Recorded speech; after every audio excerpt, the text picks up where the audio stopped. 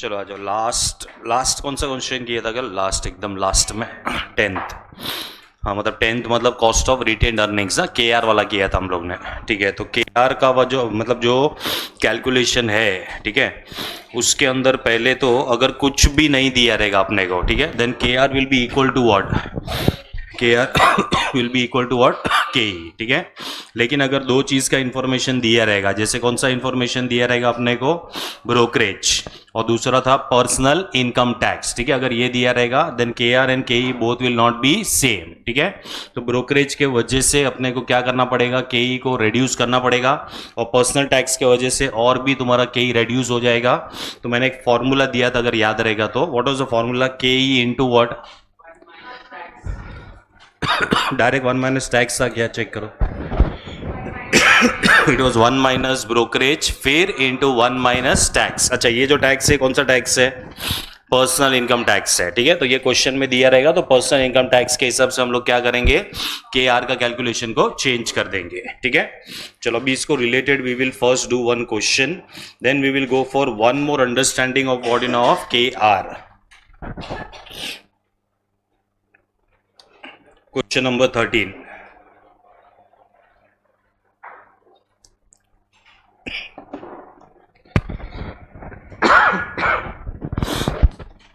चलो देखो क्या दिया है, क्वेश्चन नंबर 13 में दिया है the capital structure of bright limited. Capital structure मतलब balance sheet which side? Liability side. ठीक है, और बैलेंस शीट लाइबिलिटी साइड पे जो भी फिगर्स दिया हुआ रहता है it is always book value. कौन सा वैल्यू होता है वो? Book value. ठीक है, so the capital structure of bright Limited as on 31st of March 2019 is as follows. उसमें अपने को दिया हुआ है all the rupees are in what in are in lakhs. तो we are first given equity share capital 7,50,000, equity shares of rupees 100 each, 750 lakhs. Retained earnings है यहाँ पे 250 लैक्स। 13.5% प्रेफरेंस शेयर कैपिटल है 240 लैक्स। 12.5% डिबेंचर है 360 लैक्स। ठीक है, तो अभी अगर अपने को यहाँ पे overall cost of capital calculate करना है तो पहले यहाँ पे के ई का कैलकुलेशन आएगा, फिर के आर का कैलकुलेशन आएगा, के पी का आएगा और के डी का आएगा। ठीक है, ये सब individual cost of capital calculate करने के बाद you have to go for overall cost of capital which is वैक, that is nothing but what you know K O. The current market price per equity share is what you know is 350। ठीक है, तो ये P0 दिया हुआ है। The prevailing default risk free interest rate is 6%। ये क्या दिया हुआ है? आर एफ दिया है, बराबर है। आर एफ मतलब यहाँ पे हमें के ई कैलकुलेट करने के लिए कौन सा मॉडल यूज करना है?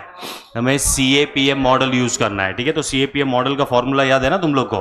तो CAPM मॉडल में क्या होता है?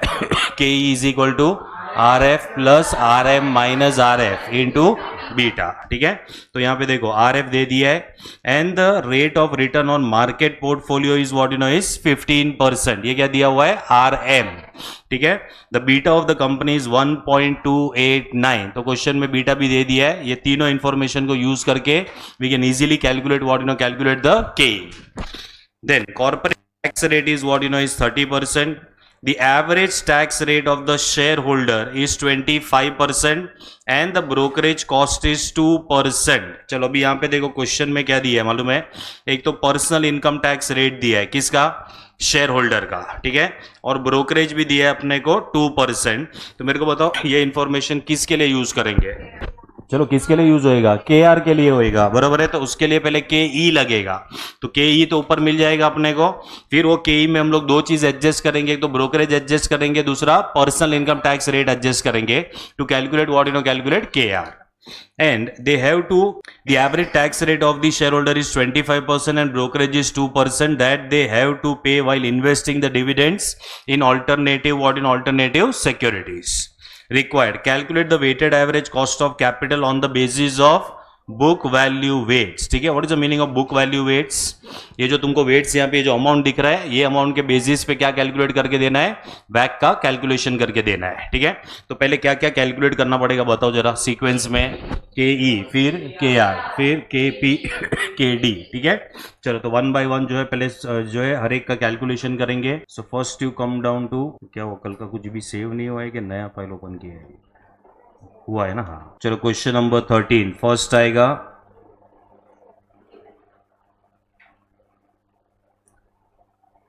calculation of cost of equity, that is KE. चलो इसके लिए क्या क्या गिवन है, तो उसके लिए पहले RF दिया हुआ है, ठीक है. What is the risk free rate of return we have 6%. RM दिया हुआ है, what is RM we are having 15%. and we are given what in a given beta 1.289.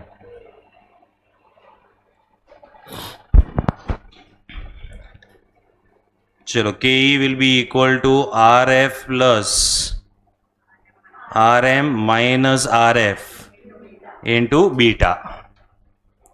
So RF कितना है 6 plus 15 minus 6 into beta 1.289.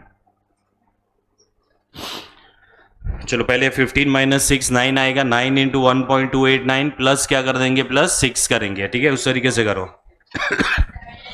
17.601. चलो 17.601% आ जाएगा ये. क्या ये क्वेश्चन में KE KR दोनों सेम रहेगा कि दोनों अलग अलग रहेगा? अलग अलग, because what is given for KR is brokerage and personal income tax rate, ठीक है. तो सेकंड आएगा calculation of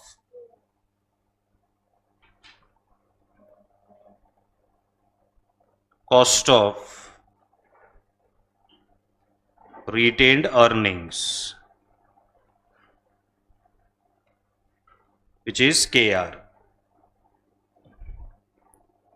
KR will be equal to KE into 1 minus brokerage into 1 minus PT. What is PT? Personal tax rate. तो ये है 17.601 into 1 minus, what is the brokerage rate we have? 2%. तुम लोग लिखो ऐसा, लेकिन कैलकुलेटर पे क्या करना याद है ना तुम लोग को. हाँ, तो 17.601 minus 2% minus 25%.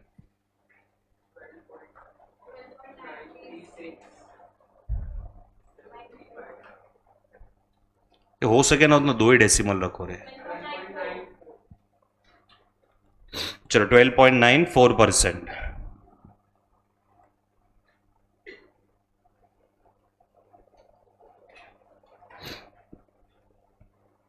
Calculation of cost of preference shares,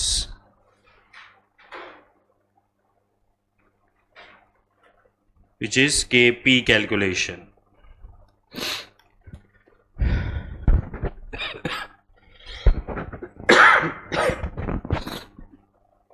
चलो KP के लिए ना पहले चेक करो तुम लोग, देखो. नहीं एक मिनट, अपने को पहले परपेचुअल है कि रिडीमेबल है ये. प्रेफरेंसेस परपेचुअल है कि रिडीमेबल है? परपेचुअल है, क्योंकि रिडम्पशन का कोई डिटेल्स नहीं है, ठीक है. ओके, परपेचुअल में फ्रेश इशू लेंगे, ऑलरेडी इशूड लेंगे? कुछ भी नहीं बोला तो फ्रेश इशू, ठीक है. फ्रेश इशू के लिए इशू प्राइस चाहिए, कुछ भी नहीं दिया है, तो it is issue at par, ठीक है, 100 रुपीज, ठीक है. चलो तो यहां पे हम लोग को क्या लेना पड़ेगा, पहले आएगा गिवन में face value is 100, coupon rate, what is the coupon rate, 13.5%. फिर आएगा issue price is equal to net proceeds is equal to कितना आएगा, 100. फिर पहले निकालना पड़ेगा preference dividend. So preference dividend आएगा 100 into 13.5%, which is 13.5. KP will be equal to preference dividend divided by net proceeds into what, into 100. So KP will be 13.50 divided by 100 into 100, which will be 13.50%.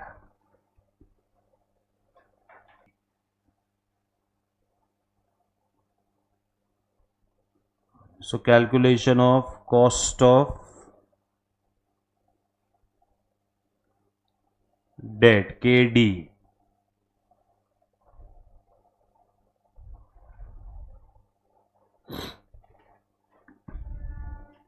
चलो पहले ये बताओ कि जो के D है, के डी, ठीक है, ये परपेचुअल है कि रिडीमेबल है? चलो कैसे पता चला? क्योंकि रिडम्पशन का कोई डिटेल्स नहीं है, ठीक है, तो ये भी परपेचुअल आएगा। परपेचुअल में फ्रेश इशू लेना पड़ेगा। फ्रेश इशू में issue will be at what you know at par, ठीक है, कुछ भी नहीं दिया है तो यहां पे आएगा फेस वैल्यू 100, इसका कूपन रेट कितना है 12.5%, फिर इसका issue price is equal to net proceeds is equal to कितना आएगा 100। यहां पे टैक्स रेट भी लेना पड़ेगा। सो व्हाट इज अ कंपनी का टैक्स रेट? 30% है, ठीक है। So tax rate is what you know is 30% और 0.30। क्या निकालेंगे पहले? Interest. So interest will be 100 into 12.5% which is 12.50. Interest into 1 minus tax 8.75।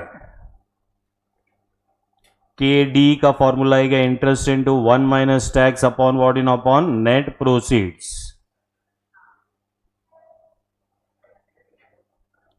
into 100. So this will be 8.75 divided by 100 into 100. So 8.75%. अभी सुनो, मैं इधर एक नोट दे रहा हूं तुम लोग को। गोइंग फॉरवर्ड आगे के क्वेश्चन में, ठीक है, अगर कुछ कंडीशन सेटिस्फाई होते हैं, ठीक है, व्हाट आर दोज कंडीशंस? तो सबसे पहला है कि मतलब ये सिर्फ जो है डेट को लेके है, ठीक है। सबसे पहला कंडीशन ये है कि ये परपेचुअल डेट होना चाहिए।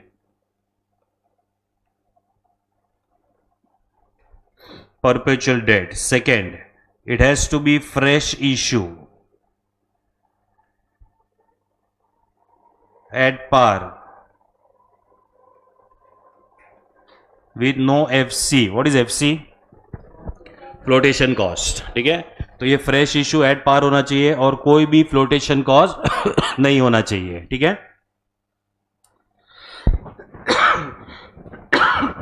अगर ये कंडीशन सेटिस्फाई होते हैं तो हम लोग क्या कर सकते हैं मालूम है? के डी में ना एक डायरेक्ट फॉर्मूला यूज कर सकते हैं। So K D will be equal to coupon rate minus tax. ये डायरेक्टली कर सकते हैं, तो अप्लाई करो। चलो ये वाले क्वेश्चन के अंदर अप्लाई करो। कूपन रेट 12.50 है, माइनस 30% करने का, तो क्या बचेगा 8.75, ठीक है। तो अभी मेरे को बताओ, अभी हम लोग ये पूरा लॉन्ग कट यूज करने वाले हैं कि आगे जाके शॉर्टकट यूज करेंगे? शॉर्टकट, लेकिन उसका जो है कंडीशन फुलफिल होना चाहिए, ठीक है, तो ही हम लोग शॉर्टकट यूज कर सकेंगे।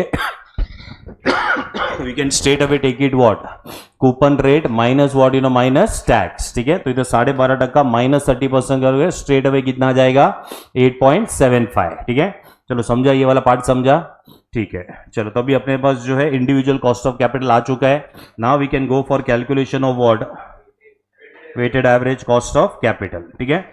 अच्छा, अभी ये क्वेश्चन में खाली बुक वैल्यू बोला है। You want me to take it as per both the methods? मतलब बुक वैल्यू मार्केट वैल्यू दोनों?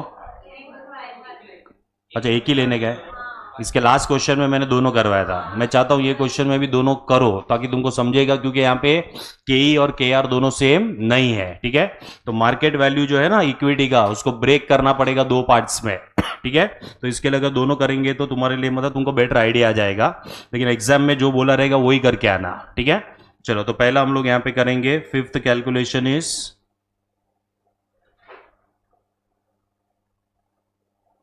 calculation of WACC KO using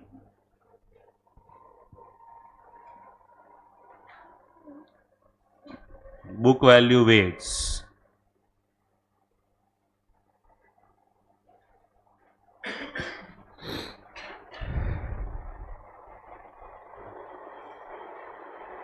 Sources,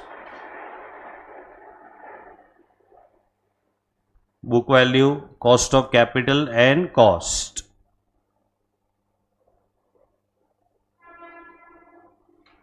equity shares, ये पहला सोर्स है।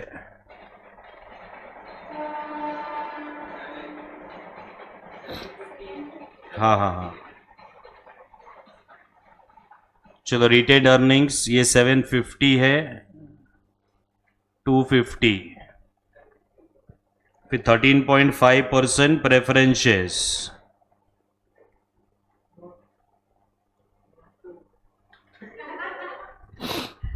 क्या हुआ, किधर है वो नोट पे अभी तक?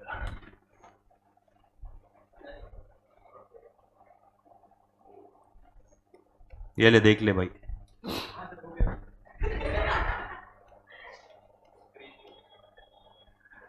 चलो 12.5% डिबेंचर्स,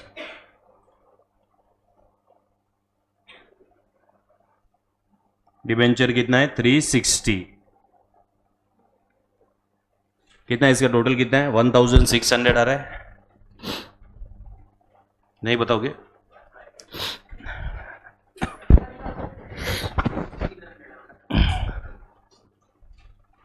1600 बोल दो कोई।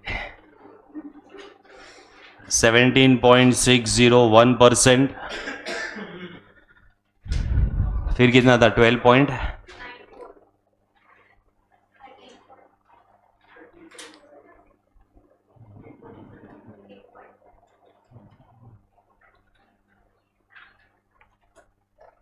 चलो केओ कैलकुलेट करना बहुत सिंपल है। वापस मैं बोल रहा हूं, कैलकुलेशन केओ कैलकुलेट करने का प्रॉब्लम नहीं है, प्रॉब्लम आने वाला है individual cost of capital calculate करने में।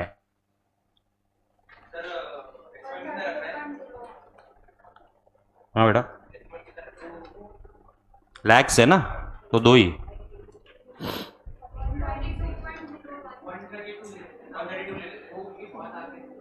132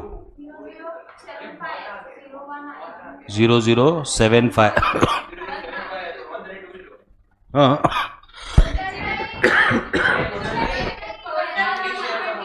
मुझे टोटल दे दो भाई।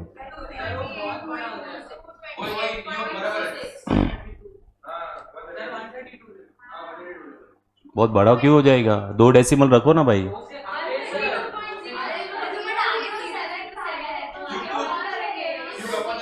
वन 32.01 ले लो, चलो 007 है ना, हाँ तो फिर तो राउंड ऑफ कर सकते हैं ना अपन।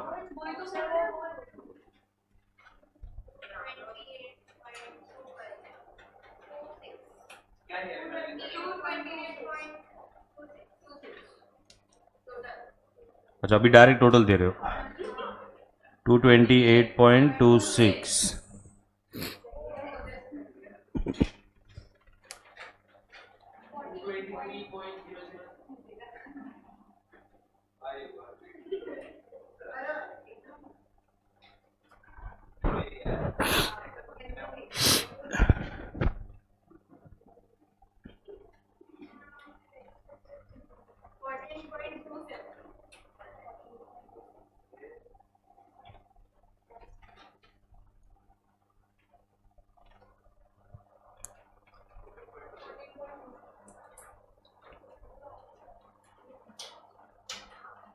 इसके पहले का लेक्चर हुआ है ना?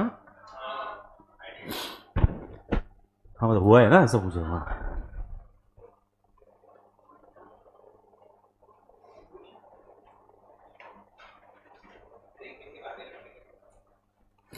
क्या था? हाँ क्योंकि मैं घाटकोपर था ना।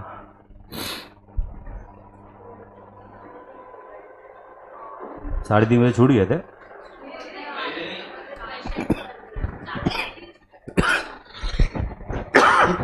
चलो बुक वैल्यू हो गया, मार्केट वैल्यू से भी करते हैं कैलकुलेशन ऑफ वैक K O using market value weights.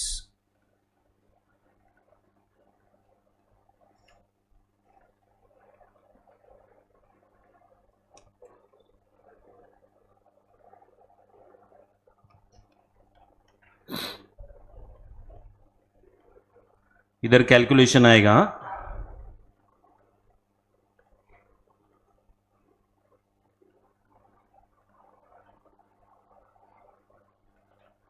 Market value cost of capital, last में क्या आएगा कॉस्ट।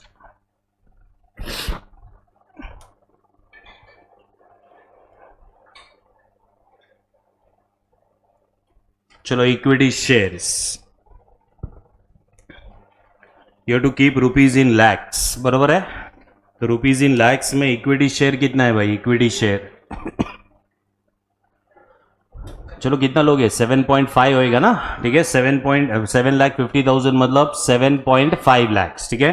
तो 7.5 into what is the current market price per equity we are having 350। अभी ये जो 350 है इसमें इक्विटी का भी मार्केट वैल्यू है और रिटेन्ड अर्निंग्स का भी मार्केट वैल्यू है, ठीक है। तो क्या करना पड़ेगा, ये रेशियो में ब्रेक करना पड़ेगा उसको, हाफ हाफ नहीं होएगा। तो आएगा 3:1 मतलब 3/4, ठीक है। 3/4 इसमें आएगा इक्विटी में। तो यहां पे अपने को लेना है 7.5 into 350 into 3/4 19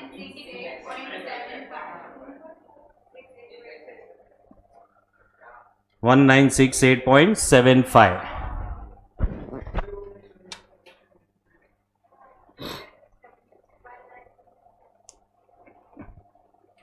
retained earnings 7.5 into 350 into 1/4,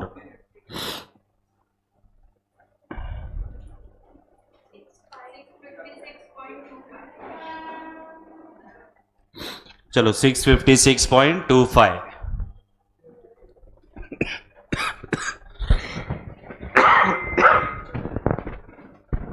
ये बरोबर है ना।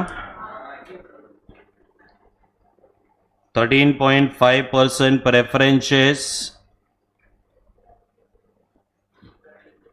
book value is equal to market value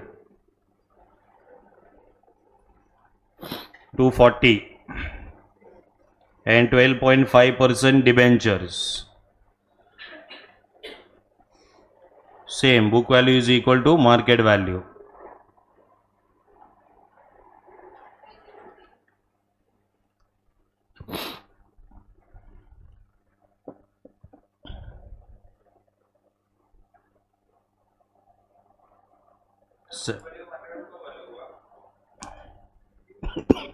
मतलब हाँ दिया रहेगा, डिबेंचर का मार्केट वैल्यू दिया रहेगा तो अलग अलग हो जाएगा उसका।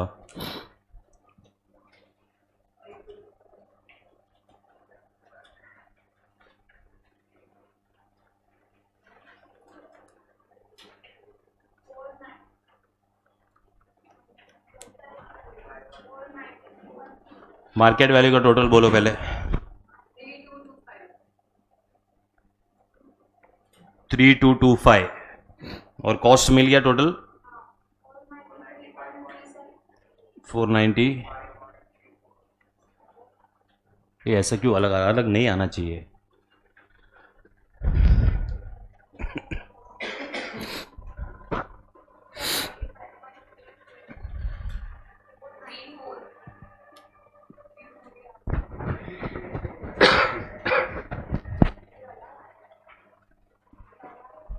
इंडिविजुअल दो चलो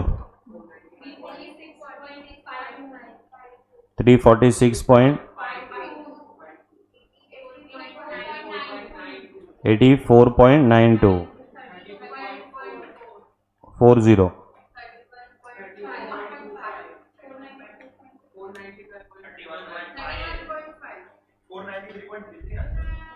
एक मिनट 31.50 है।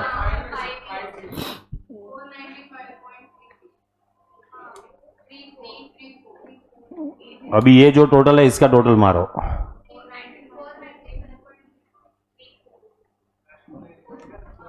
495.34। ये जो है इसी का टोटल लेना है तुमको। M प्लस जो वाला जो है वो टोटल नहीं लेना है।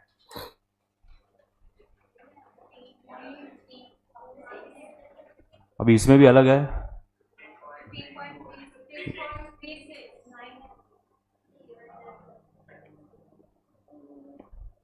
15.36%, which is nothing but 495.34 divided by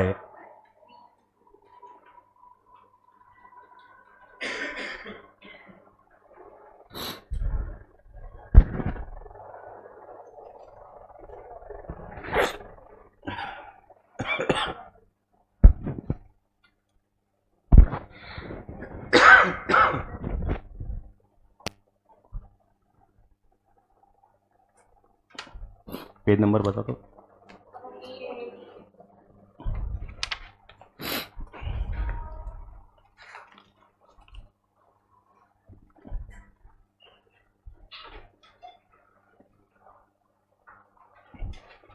question 14 किया ना अपन ने।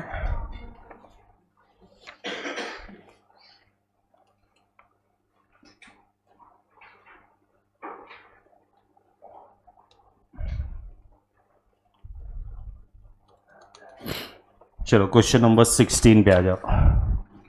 16 हाँ।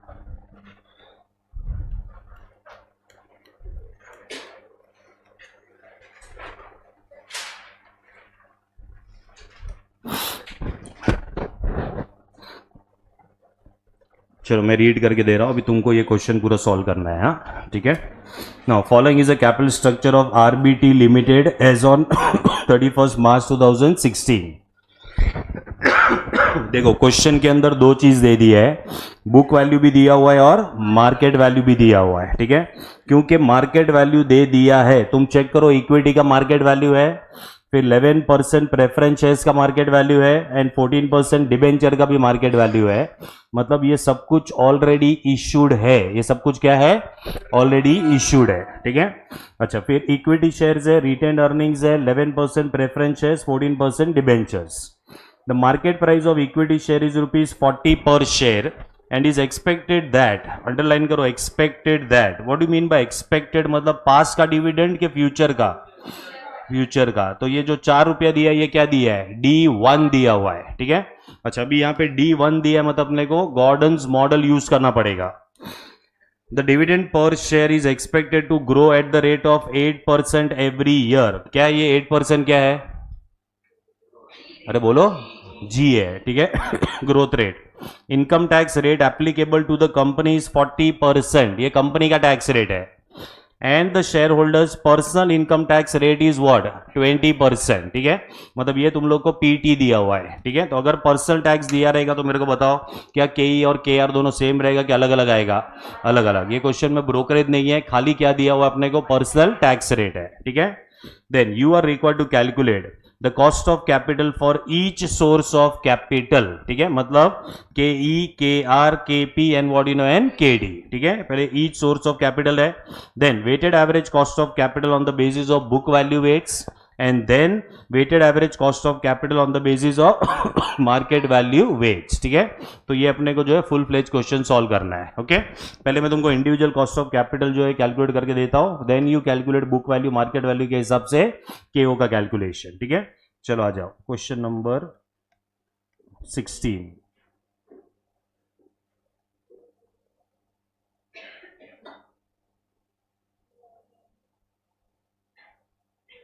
Calculation of cost of equity.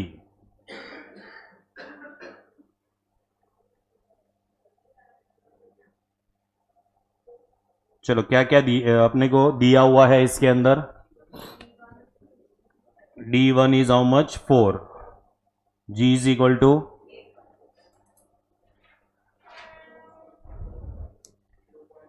फिर P0 भी दिया हुआ है। Market price of the equity share is 40 rupees दिया ना क्वेश्चन में, market price of the equity share is 40। ठीक है, so P0 is equal to how much, 40।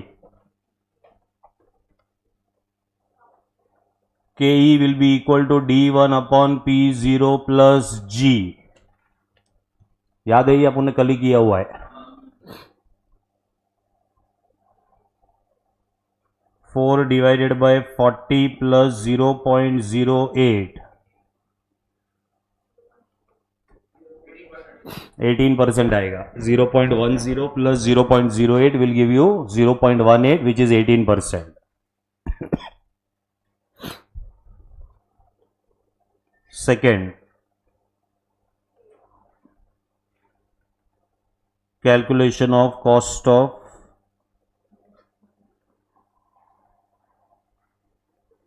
retained earnings, which is KR।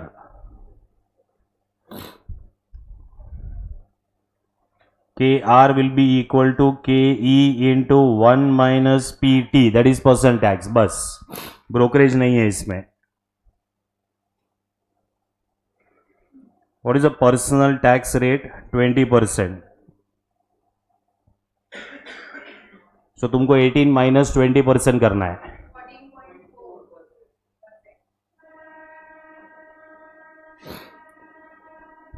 चलो ये हो गया 14.40%.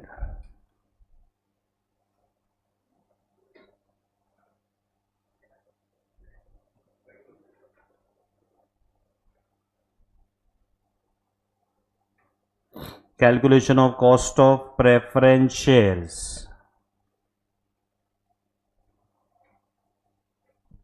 KP.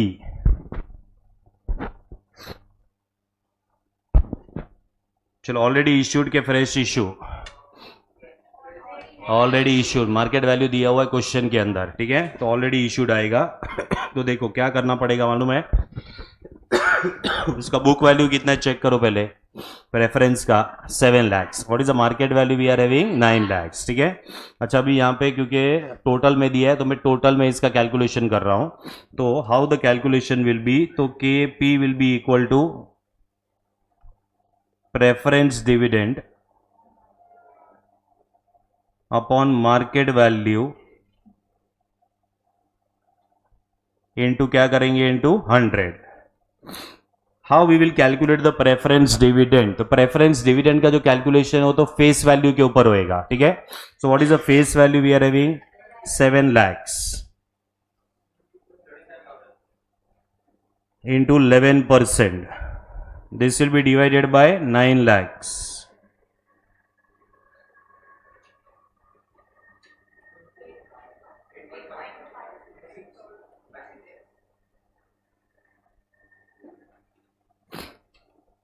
तो कितना 8.56.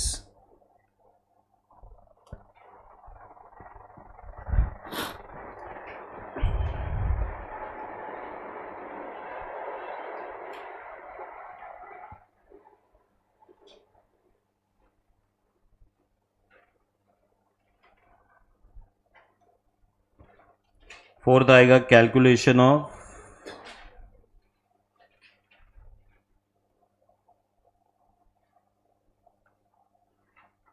कॉस्ट ऑफ डेट, मतलब के डी.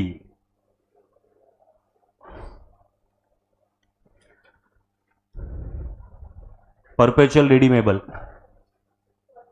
परपेचुअल. ठीक है, परपेचुअल के अंदर फ्रेश इशू ऑलरेडी इशूड. कैसे समझा? मार्केट वैल्यू दिया हुआ है. ठीक है. सो इसका बुक वैल्यू 30 lakhs है लेकिन मार्केट वैल्यू कितना है? 36 lakhs. ठीक है. इंटरेस्ट किसके ऊपर कैलकुलेट होएगा? 30 lakhs के ऊपर. ठीक है. That is which value? Book value. That is book value और द फेस वैल्यू. ठीक है.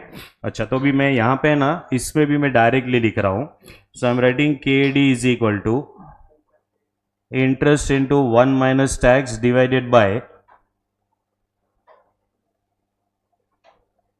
Market value into what you know into 100. अभी इंटरेस्ट कैलकुलेट करने के टाइम पे 30 lakhs देना पड़ेगा. 30 lakhs का what is the coupon rate we have? 14% into 1 minus what is the tax rate we have? 40%. Company का टैक्स रेट.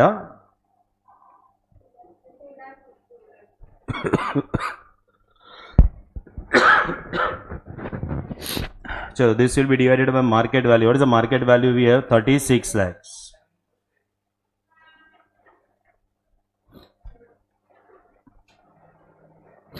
हाँ ये कितना आ रहा है? 7%. चलो मैंने individual cost of capital calculate करके दे दिया है. Now you calculate what you know calculate the वैक. ठीक है. अच्छा वैक कैलकुलेट करने के टाइम पे पहला मेथड कौन सा है?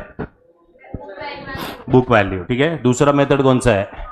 Market value. एक मिनट खाली मेरे को बताओ, मार्केट वैल्यू में रिटेन्ड अर्निंग्स का तो मार्केट वैल्यू नहीं है. तो how you will calculate the market value of retained earnings? तो ये जो मार्केट वैल्यू है ना यहाँ पे 1 crore 5 lakhs, ये दोनों का मार्केट वैल्यू है. That is market value of equity plus market value of retained earnings. इसको कौन से रेशियो में ब्रेक करोगे? बुक वैल्यू के, दैट इज 15:what, 50:13, ये वाले रेशियो में इसको ब्रेक करना पड़ेगा। मतलब तुमको क्या करना है, कैलकुलेशन में क्या लिखना है, 1,05,00,000 इंटू 50/63, नहीं समझा, इंटू 50/63, ठीक है। और रिटेन अर्निंग्स में क्या लिखोगे, 1,05,00,000 इंटू 13/63।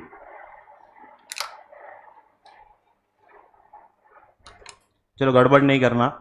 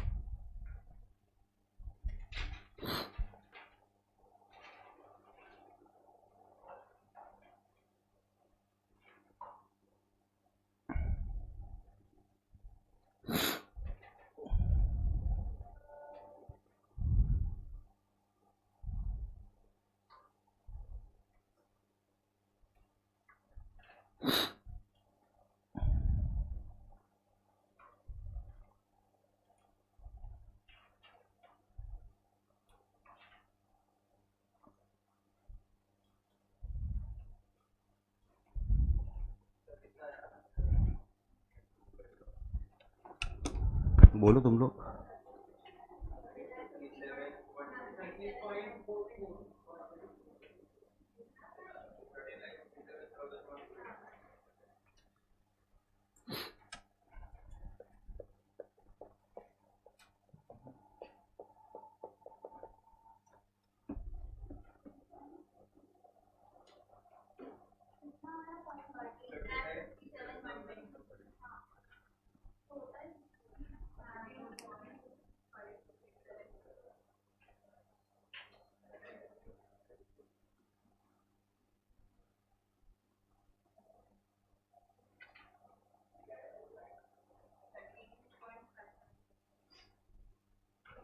बुक वैल्यू का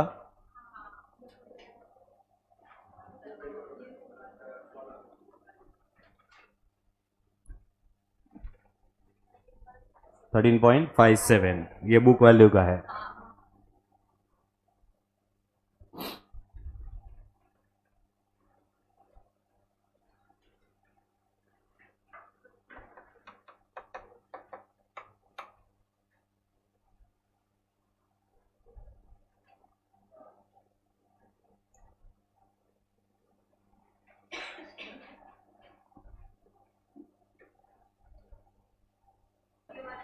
नहीं डायरेक्ट आंसर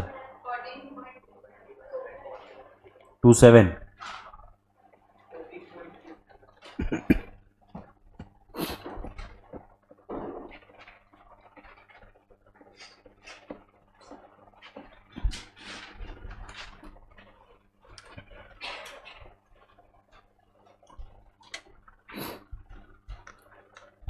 जो ऑर्डर में हम क्वेश्चंस कर रहे हैं वही ऑर्डर में प्रैक्टिस करना। हाँ हाँ,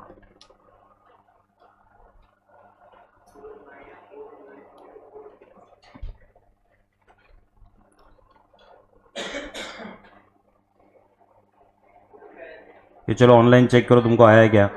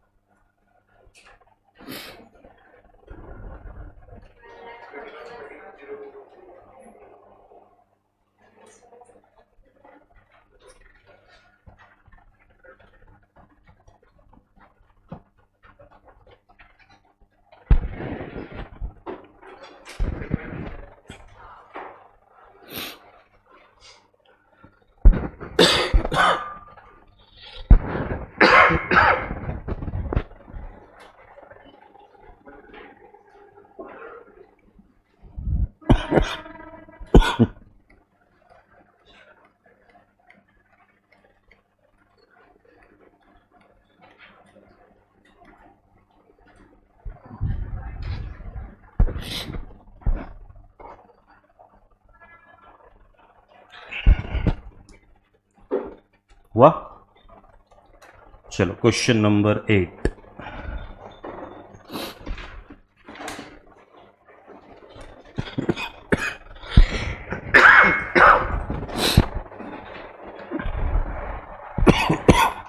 और एक नया पॉइंट है इसके अंदर। देखो, face value of equity shares of a company is ₹10 while its current market price is 200 पर शेयर। ठीक है, तो ये करंट मार्केट प्राइस P0 है। ठीक है, company is going to start a new project, मतलब ये कंपनी को क्या करना है, एक नए प्रोजेक्ट के ऊपर जाना है।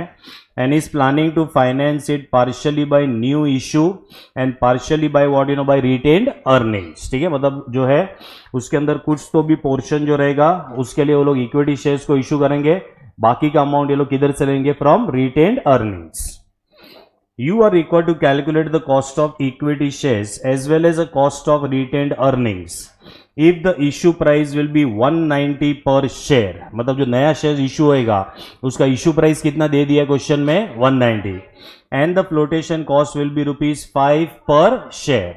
The dividend at the end of the first year is expected to be ₹10। तो क्या दिया, ये 10 क्या है, D1 है। ठीक है, क्योंकि एक्सपेक्टेड वर्ड यूज किया है, मतलब ये लोग ने फ्यूचर का डिविडेंड दिया है, तो ये D1 है। And the growth rate will be what you no will be 5%। ये क्या दिया हुआ है, G दिया हुआ है। ठीक है, तो यहां से अपने को क्या कैलकुलेट करना है मालूम है KE कैलकुलेट करना है और KR कैलकुलेट करना है। ठीक है, दो चीज है। देखो पहले तो है ना, हम ये क्वेश्चन को दो पार्ट में ब्रेक करेंगे। So this question number 8, old project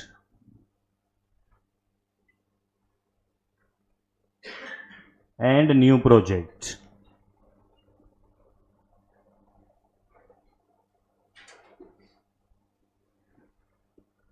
first you understand old project के लिए KE क्या रहेगा, ओल्ड प्रोजेक्ट के लिए। ठीक है, तो ओल्ड प्रोजेक्ट का जो KE है उसके लिए क्या क्या गिवन है, तो पहले P0 दिया हुआ है जो 200 रुपया है,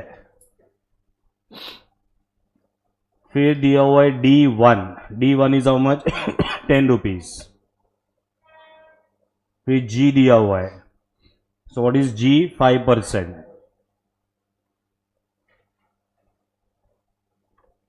KE का कैलकुलेशन यहां पे कैसे होएगा, तो D1 upon P0 plus G। मुझे ये बताओ, जो नया इश्यू होगा वो ओल्ड प्रोजेक्ट के लिए होगा कि न्यू प्रोजेक्ट के लिए होएगा, न्यू प्रोजेक्ट। ठीक है, दैट मीन्स ओल्ड प्रोजेक्ट में तो ऑलरेडी इशूड ही रहेगा इक्विटी, इसके लिए हमने उसको डिवाइड बाय क्या किया मालूम है, P0। ठीक है, अब इसके अंदर सब्स्टिट्यूट करेंगे, so this will give you 10 divided by 200 plus 0.05, 0.10 total आएगा, मतलब कितना परसेंट है, 10%।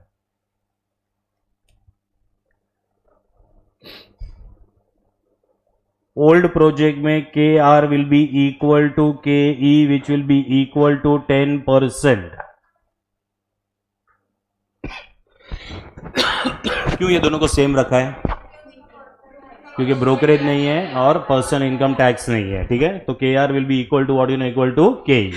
ठीक है, ओल्ड वाले प्रोजेक्ट का समझ गया। ठीक है, now let us go for the new project. New project के अंदर गिवन में क्या है, तो पहले इशू प्राइस है, so what is the issue price we are having, 190, तो 190 का इशू प्राइस आएगा। उसके बाद में अपने को फ्लोटेशन कॉस्ट दिया हुआ है। ठीक है, what is the flotation cost we are having, 5 per share. ठीक है, तो ये 5 आएगा। फिर यहाँ पे भी D1 आएगा, D1 will remain what you no 10 and G will be what you no will be 5% और 0.05। सो what will be the net proceeds, net proceeds आएगा 190 माइनस 5, तो कितना आएगा ये 185। अभी नए प्रोजेक्ट के लिए इज दिस ऑलरेडी इशूड कि फ्रेश इशू आएगा, और नए प्रोजेक्ट के लिए नया इशू कर रहे, नया इशू प्राइस दिया है ना, तो ये ऑलरेडी इशूड आएगा कि फ्रेश इशू, फ्रेश इशू। तो उसके अंदर क्या लेना है, नेट प्रोसीड्स। ठीक है, तो यहां पे जब KE का कैलकुलेशन होएगा तो it is going to be D1 divided by net proceeds plus क्या होएगा, प्लस G। सो यहाँ पे आएगा 10 डिवाइडेड बाय 185 प्लस 0.05,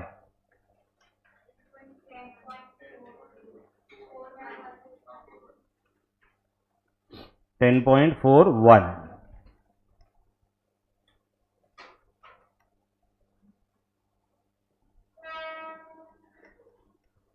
चलो पहले यहां तक समझा तुम लोग को, ठीक है। Now what will be K R in the new project. चलो नए प्रोजेक्ट में के आर क्या आएगा।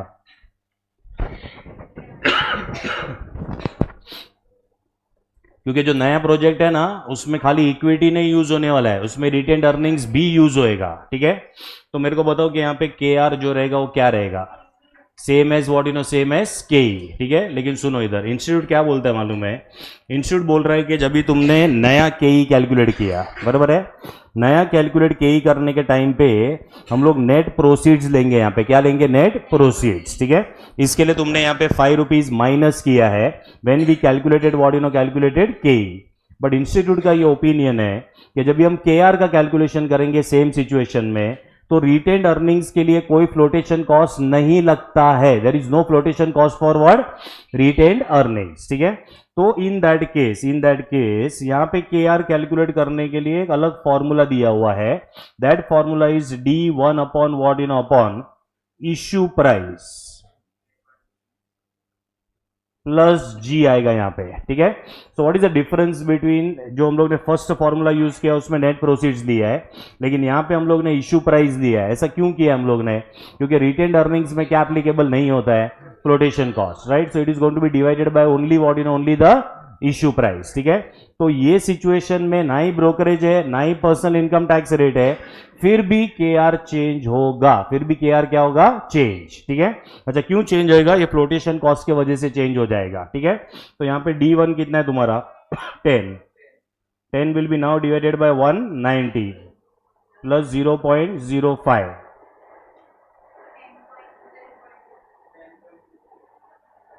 तो यहां पे के आर आएगा 10.26%।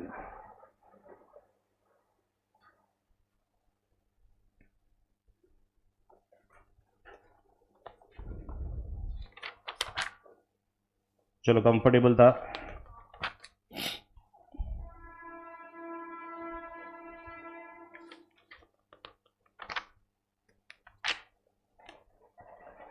Question 22,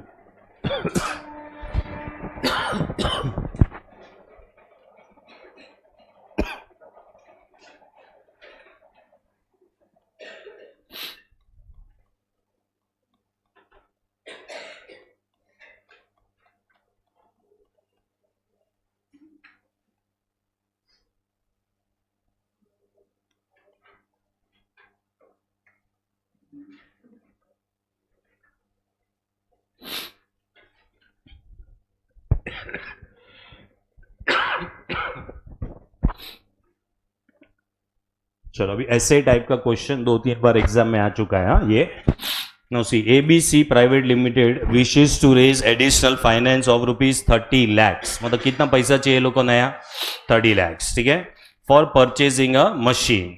it has ₹16 lakhs in the form of retained earnings. Already वो लोग के पास जो है 16 lakhs अवेलेबल है in the form of what in retained earnings which is available for what you know, for investment, okay। debt equity mix is 1:2, मतलब ये जो 30 lakhs है उसमें equity will be 1/3 and equity will be what you know, it will be 2/3। Debt 1/3 आएगा और equity कितना आएगा 2/3, ठीक है। Then earnings per share EPS दिया हुआ है, current market price per share 50, current market price मतलब P0। Then tax rate is what you know is 30%।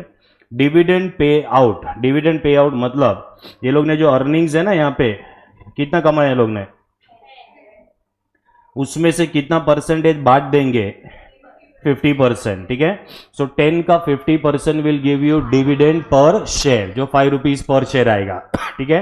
वो जो तुमको डिविडेंड पर शेयर मिलेगा वो कौन सा डिविडेंड रहेगा, D0 रहेगा कि D1 रहेगा, चलो कहीं पे भी एक्सपेक्टेड वर्ड यूज किया है क्या? नहीं. That means it is what D zero. ठीक है, तो डी जीरो लेके करना है. फिर बोला expected growth rate in the dividend is what is 10%. ये क्या दिया हुआ है? जी दिया हुआ है. Okay, then cost of debt before tax. ठीक है, मतलब ये कूपन रेट है. Always before tax is what is a coupon rate. ठीक है, तो ये कूपन रेट दिया हुआ है. सो मेरा क्वेश्चन ये, is a coupon rate equal to K D?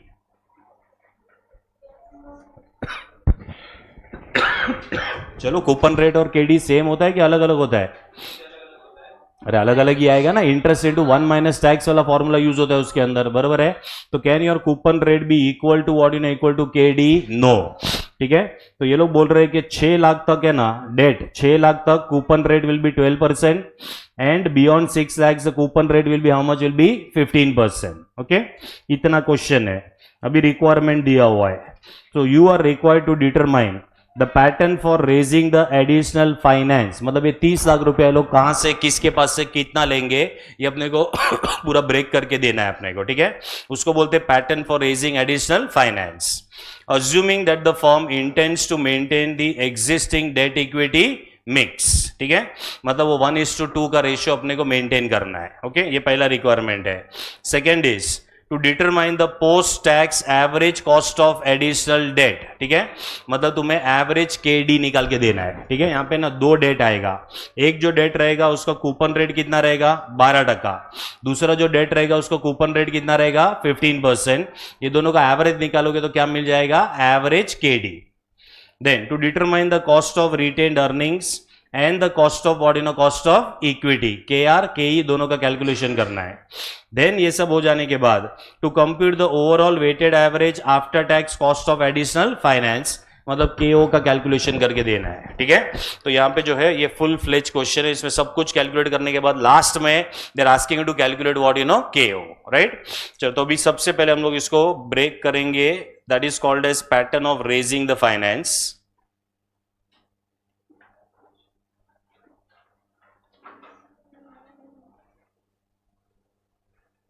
First आएगा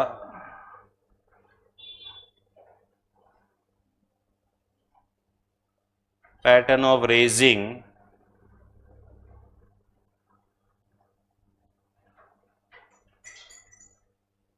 एडिशनल फाइनेंस.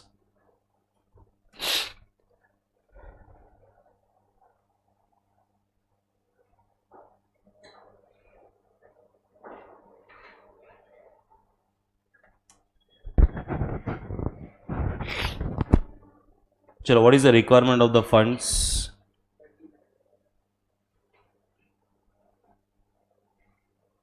कितना दिया हुआ है? 30 lakhs. 30 lakhs का ब्रेकअप क्या है भाई? पहले आएगा डेट. डेट आएगा 1/3. इक्विटी आएगा 2/3. So what will be the figure of debt? सब लोग मेरे से मरीज है क्या? हाँ, सब लोग काला. कल ही मेरे को डॉक्टर ने बोला 8-10 दिन के पहले ठीक नहीं होएगा.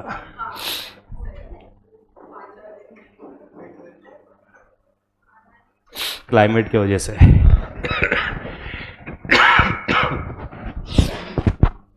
चलो, debt is how much? Debt is 10 lakhs. Equity कितना आएगा? Equity is 20 lakhs.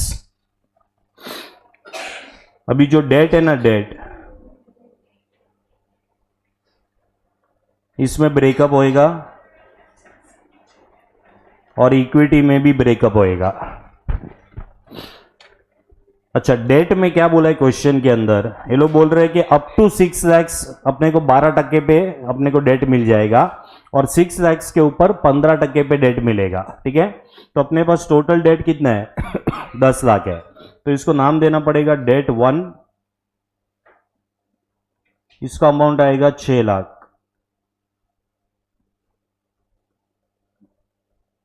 और जो डेट 2 आएगा इसका अमाउंट कितना आएगा? 4 lakhs.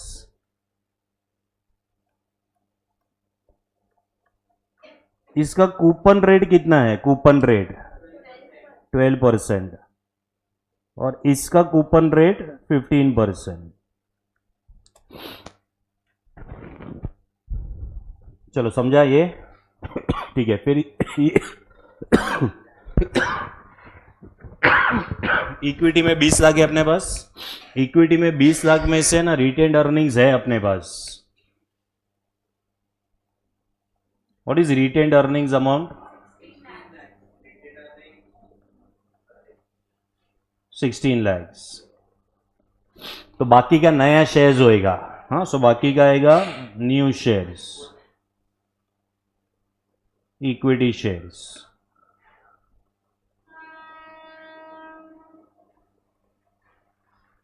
तो ये कितना हो जाएगा? 4 lakhs। चलो, ये अपना पहला रिक्वायरमेंट है कि हमें क्या कैलकुलेट करके देना है। इसमें से अपने को पैटर्न दिखाना है of raising the additional finance. ठीक है, सो this is the pattern of raising additional finance. Okay, अभी सुनो, ये तुमको नोट डाउन नहीं करना है, खाली तुम्हारे अंडरस्टैंडिंग के लिए। पहले अपने को है ना KD1 निकालना पड़ेगा, फिर अपने को क्या निकालना पड़ेगा मालूम है? KD2, फिर ये KD1 KD2 ये दोनों का एवरेज निकालोगे तो फाइनली KD मिल जाएगा। ठीक है, तो पहला जो अपने को सेकेंड रिक्वायरमेंट जो बोला ना पहले रिक्वायरमेंट के बाद, to determine the post tax average cost of additional debt. ठीक है, तो KD1 निकालेंगे, KD2 निकालेंगे, दोनों का एवरेज करेंगे, वो अपने को KD का कैलकुलेशन देगा। देन ये जो 16 लाख है इसमें KR का कैलकुलेशन होएगा, और ये जो 4 लाख है इसमें KE का कैलकुलेशन होएगा। ठीक है, तो मुझे बताओ पहले KR कैलकुलेट करेंगे, पहले KE कैलकुलेट करेंगे? पहले KE आएगा। ठीक है, और KR को कैलकुलेट करने के लिए कोई भी डिटेल्स नहीं है यहाँ पे। ठीक है, मतलब your KE will be equal to KR। ठीक है, तो ऐसा करके अपने को इंडिविजुअल कॉस्ट ऑफ कैपिटल मिल जाएगा। Then we can calculate the overall cost of capital. ठीक है, चलो अभी मेरा पहला क्वेश्चन ये है, सुनो ध्यान से। डेट जो है, डेट परपेचुअल डेट है कि रिडीमेबल डेट है? परपेचुअल। ठीक है, और फ्रेश इश्यू है, क्या है ये? Fresh issue. और ये फ्रेश इश्यू एट पार है, फ्रेश इश्यू एट पार। तो क्या वो कंडीशंस यहां पे सेटिस्फाई हो रहे हैं क्या? क्वेश्चन में कोई फ्लोटेशन कॉस्ट भी नहीं दिया हुआ है। आज ही मैंने एक नोट लिखा है, जरा जाके चेक करो नोट को। हाँ, तो नोट में पहला पॉइंट क्या था? परपेचुअल, तो वो वाला तो परपेचुअल बैठ गया इधर। ठीक है, what is the second condition? Fresh issue at par with no flotation cost. ठीक है, ये दोनों कंडीशन बैठ रहे हैं यहाँ पे। तो how you will calculate KD1? Coupon rate minus tax, इस तरीके से कैलकुलेट करना पड़ेगा। ठीक है, चलो तो अभी सेकंड में हेडिंग दो पहले,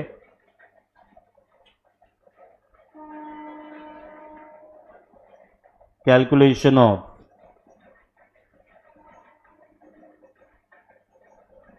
एवरेज कॉस्ट ऑफ डेट, मतलब KD निकालना है।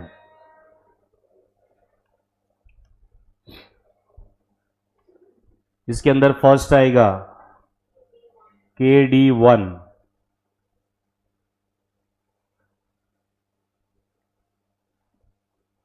so KD1 will be equal to coupon rate minus tax, which is equal to, what is the coupon rate? 12 minus, what is the tax rate in the question? 50% tax rate है। 30 है, okay.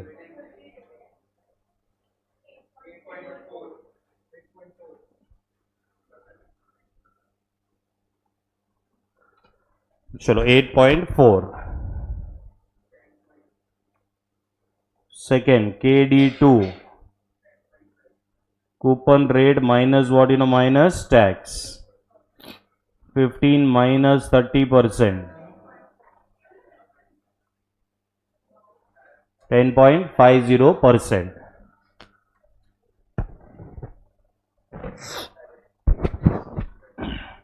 Average कैसे लोगे बताओ?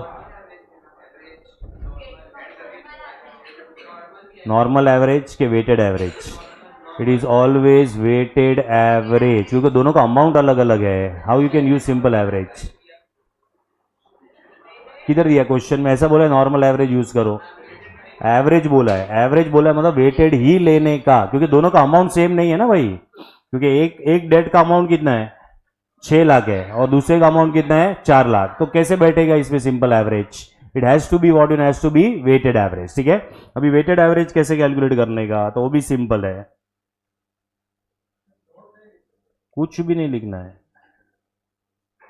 मतलब note क्या लिखना है कि हम लोग सिंपल एवरेज ले रहे हैं, जो करना है कर लो, ऐसा नहीं कहेंगे, नहीं है, ऐसा नहीं होएगा, no no no no, it is you for you to understand कि अगर अमाउंट सेम नहीं है तो सिंपल एवरेज नहीं आएगा, वेटेड एवरेज ही आएगा, हाँ ठीक है। So average K D sources date के डी कॉस्ट,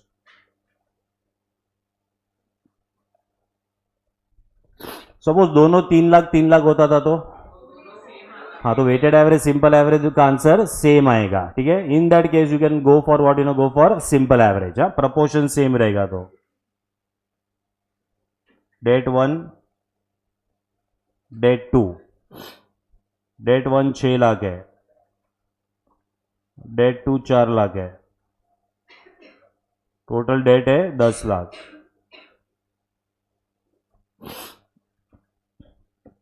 के डी इधर 8.4% है, 10.50,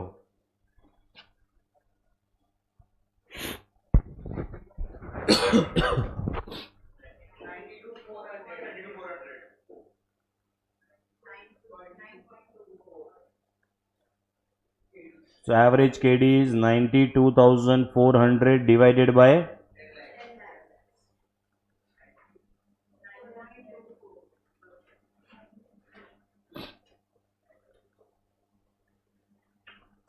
9.24%।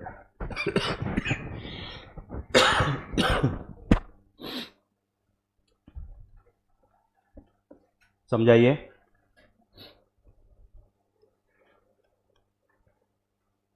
थर्ड,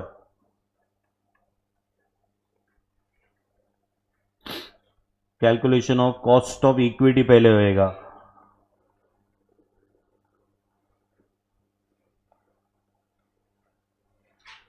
एंड रिटेन्ड अर्निंग्स,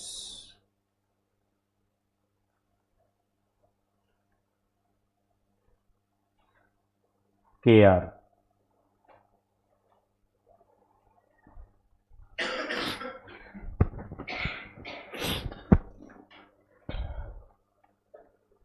अभी सुनो, देखो रिटेन्ड अर्निंग्स मतलब पहले KR का कैलकुलेट, पहले KE का होएगा, then will go for KR, ठीक है। अभी KR का तो एकदम सिंपल है, यहाँ पे KR is going to be equal to KE, right. अभी KE के बारे में सोचना है, KE के लिए क्या क्या दिया हुआ है, तो KE के लिए अपने पास ग्रोथ रेट है, D0 है, ठीक है, मतलब अपने को गॉर्डन्स अप्रोच यूज करना पड़ेगा, ग्रोथ रेट आ गया तो ठीक है। तो पहले हम लोग यहाँ पे डिविडेंड निकालेंगे, क्या निकालेंगे, डिविडेंड। तो यहां पे आएगा पहले D0 is equal to EPS multiplied by dividend pay out ratio. तो EPS 10 रुपया है and pay out ratio is 50%, so 10 into 50%, so this is 5।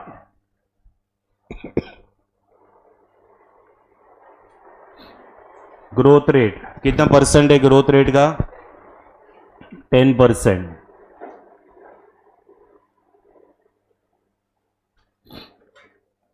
P0 market price दिया हुआ है अपने को, what is the current market price 50।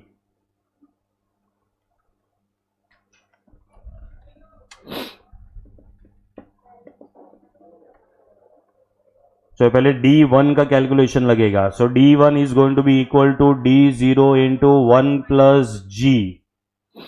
लिखना ये है लेकिन करना कैलकुलेटर वाला ही है तुम लोग को। सो 5 इंटू 1 प्लस 0.10, 5.5,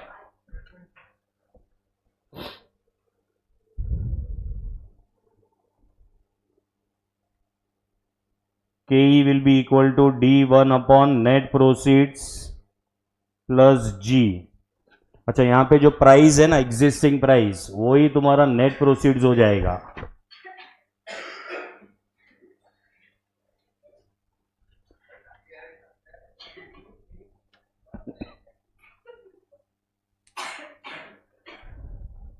चलो D1 कितना है, D1 5.5।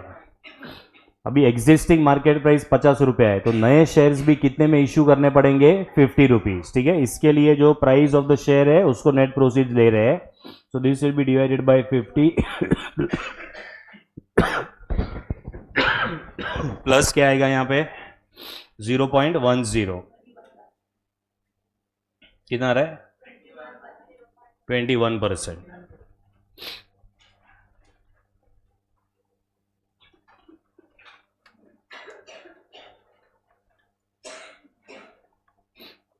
In case of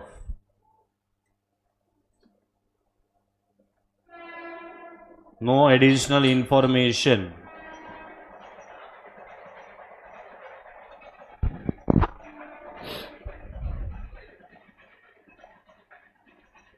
KR is equal to KE is equal to 21%.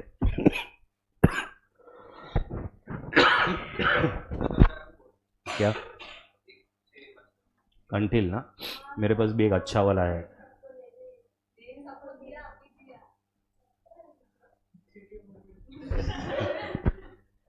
देखो मेरे पास है ना, इससे अच्छा वाला मैं देता हूँ, वो ट्राई करो तुम लोग। लेकिन अभी तुम लोग के लिए कैसा है, मेरे लिए तो कंटिन्यू स्पीकिंग है, तो मेरे को वो भी काम नहीं हो रहा है वैसा। चलो, so in case of no additional information KR will be equal to what, KE, हाँ that will be equal to what percentage, 21%। ठीक है, चलो अभी लास्ट मुझे KO का कैलकुलेशन करके दो। क्या हुआ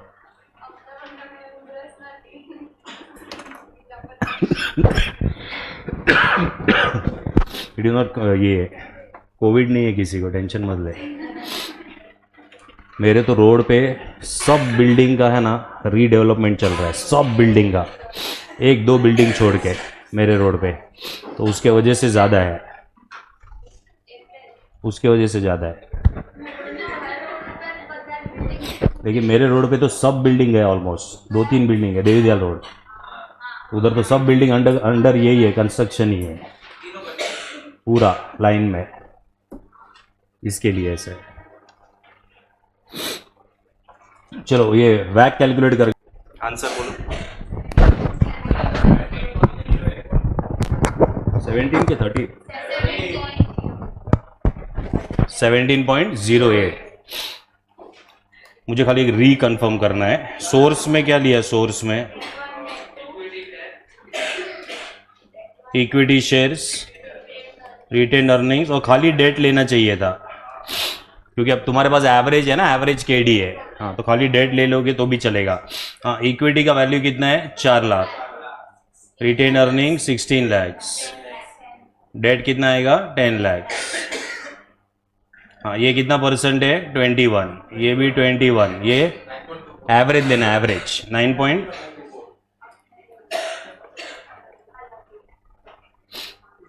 हाँ, अभी तुमने डेट 1 डेट 2 लिया रहेगा, तो डेट 1 वाला KD लेना पड़ेगा, यानी KD 1 लेना पड़ेगा और दूसरा KD 2 लेना पड़ेगा वैसे।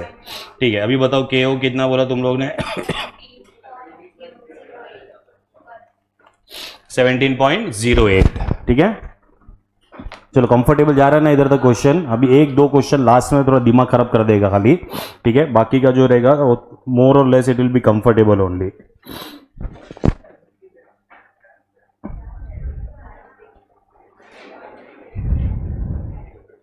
क्वेश्चन 21 करो, चलो क्या हुआ, नहीं 6:30 हुआ है ना, क्या ब्रेक चाहिए, उसके नाम का बिल मत फाड़ो, तुमको चाहिए ब्रेक तो 10 मिनट का ले लो, तो और एक क्वेश्चन करो फिर लो। ठीक है, तो 21 करो, क्या देखते हैं कितना खत्म होता है, अगर ये खत्म हो गया जल्दी तो अपन 4-5 समय और तो, लेकिन बड़े बड़े क्वेश्चन है 13-14, एक 15 है, 15, 17, 18, 19, फिर 20 है, 21 है, फिर 23 है अच्छा खासा है, हाँ आराम से है अच्छा खासा है। कल शायद से लेक्चर कैंसिल होएगा, शायद से। हाँ अभी मैं तुमको बता दूंगा। हाँ अभी मैं बता दूंगा। अरे किधर घूमने नहीं जा रहे हैं?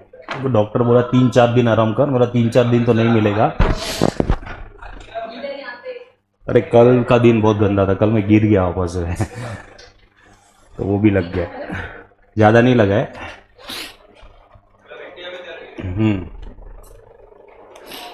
चलो 21 वाला करो ना क्वेश्चन।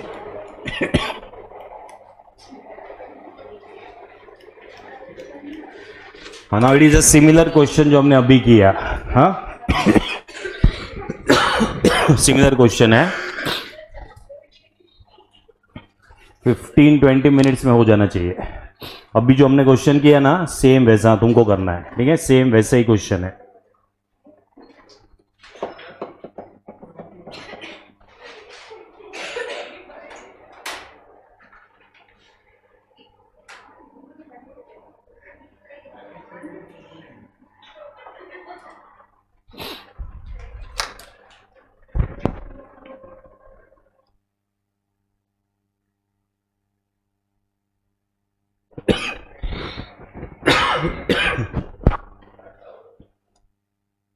ये डिविडेंड पे आउट रेशियो दिया रहेगा, मतलब हमेशा अर्निंग्स के ऊपर ही परसेंटेज होता है वो बाय डिफॉल्ट।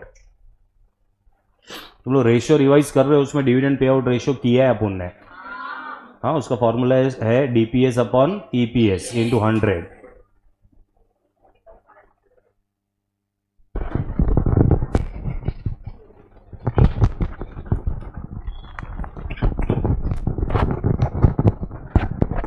क्या कि एवरेज केडी निकाला कि खाली केडी एवरेज?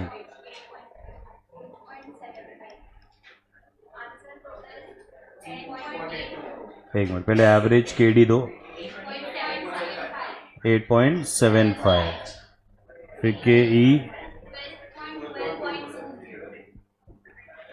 फिर के आर भी सेम रहेगा। के आर नहीं है तो दो ही चीज है ना खाली।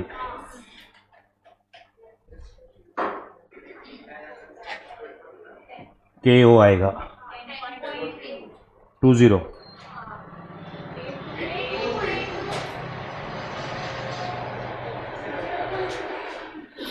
10.82।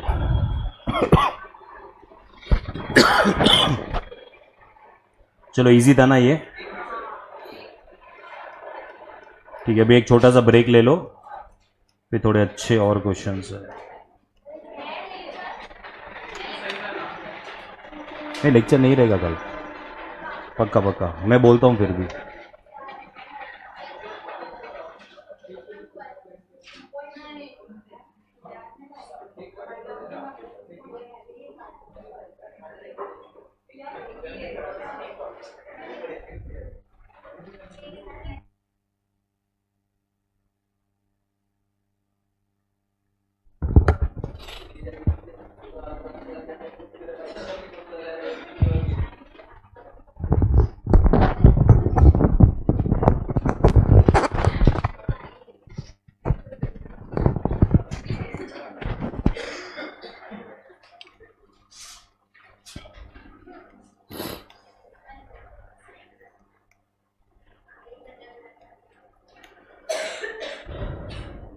चलो आ जाओ क्वेश्चन नंबर 18 पे आ जाओ।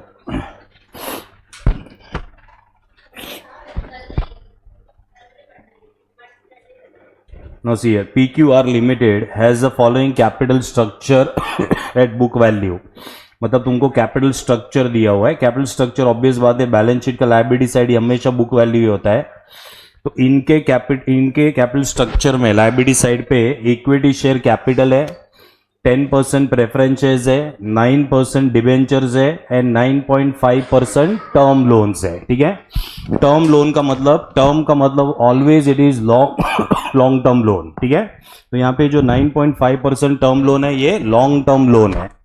तो क्या होगा मालूम है, ये वाले क्वेश्चन में हमें यहाँ पे के ई कैलकुलेट करना पड़ेगा, के पी कैलकुलेट करना पड़ेगा, के डी कैलकुलेट करना पड़ेगा और लोन के लिए के एल कैलकुलेट करना पड़ेगा। क्या कैलकुलेट करना पड़ेगा? K L, that is cost of loan. Okay, then debentures are redeemable, underline करो रिडीमेबल। अब ये पहला क्वेश्चन है जिसमें डिबेंचर्स जो है रिडीमेबल है, ठीक है, तो बड़ा वाला फॉर्मूला यूज करना पड़ेगा।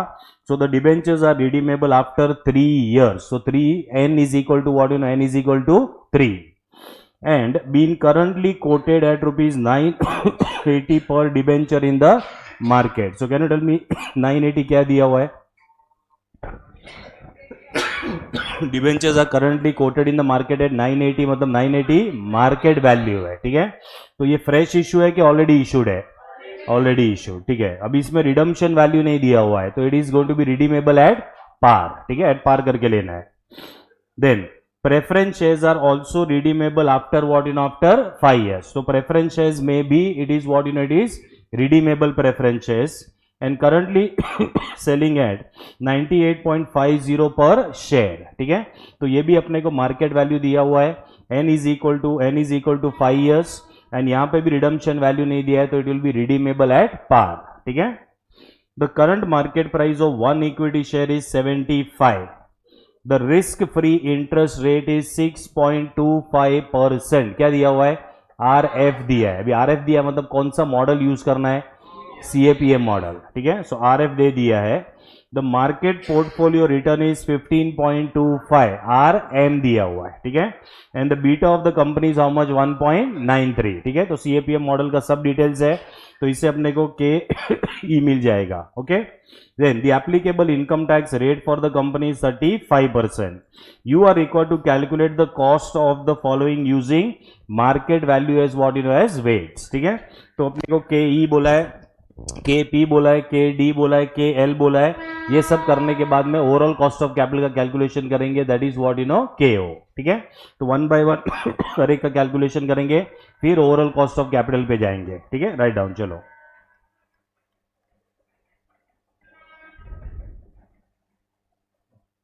फर्स्ट आएगा calculation of which is KE. KE will be equal to RF plus RM minus RF into क्या होगा? Into beta.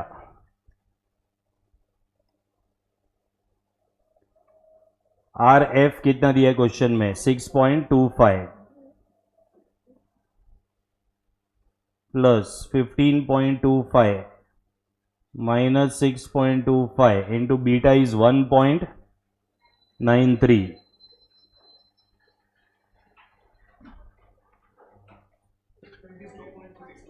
20,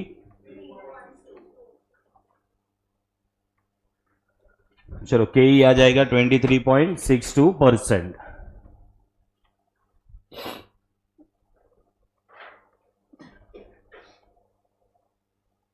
फिर आएगा कैलकुलेशन ऑफ, चेक करो बाद में, प्रेफरेंस शेयर्स है तो calculation of cost of preference shares which is KP। अभी इसमें पहले लिखेंगे सब गिवन पार्ट। परपेचुअल है कि रिडीमेबल है? रिडीमेबल, ठीक है। सब पूरा का पूरा डिटेल्स दिया हुआ अपने को, ठीक है। तो रिडीमेबल के अंदर देखो, preference shares are also redeemable after 5 years। तो पहले फेस वैल्यू लिखेंगे। What is the face value given to you? 100। What is the coupon rate? 10% coupon rate है। फिर N is equal to 5 years। फिर market value is equal to 98.50, RV is equal to 100। कुछ भी नहीं दिया तो redemption will be at par. फिर आएगा preference dividend. Preference dividend will be 100 into, ये आएगा 10। KP will be equal to preference dividend plus RV minus MV divided by N whole upon R V plus M V divided by 2 into 100. Substitute करना, पूरा calculation दिखाना इसमें.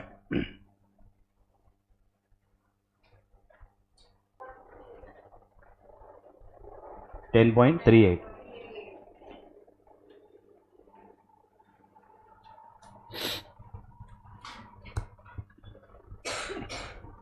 है ना, 10.38%.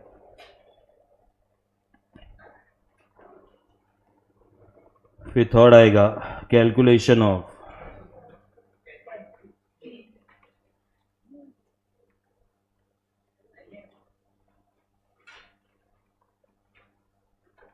क्या नहीं है, आया ना. चलो कैलकुलेशन ऑफ कॉस्ट ऑफ क्या आएगा अभी यहाँ पे, कॉस्ट ऑफ डेट. इसमें भी पहले गिवन लिखना पड़ेगा क्या क्या अवेलेबल है. तो डेट का फेस वैल्यू चेक करो जरा. डेट का फेस वैल्यू 1000 है. कूपन रेट 9% है. डेट के लिए अपने को टैक्स रेट भी लगेगा 45 35.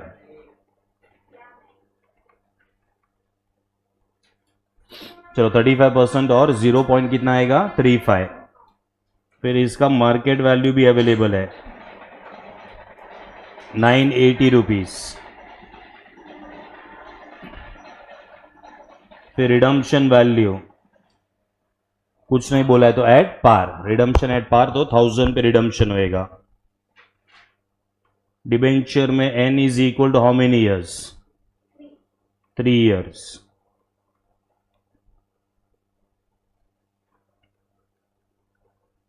फिर इंटरेस्ट का कैलकुलेशन, फेस वैल्यू 1000 के ऊपर 9% विच विल बी 90.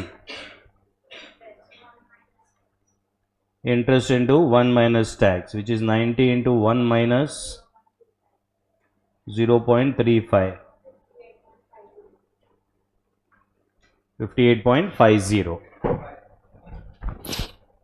चलो अभी फॉर्मूला लिखना, फॉर्मूला में सब्स्टिट्यूट करके पूरा कैलकुलेशन दिखा के के डी का अमाउंट दे दो, मतलब के डी का परसेंटेज दे दो.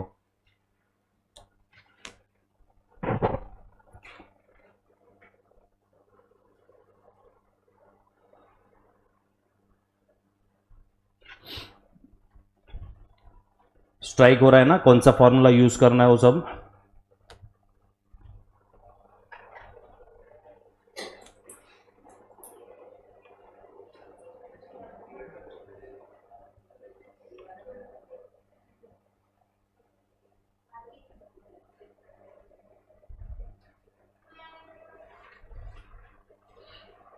Calculation of cost of loan.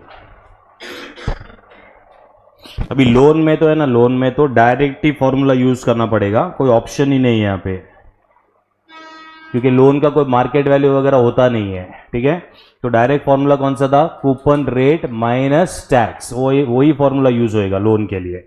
सो के L will be coupon rate minus क्या करेंगे, टैक्स.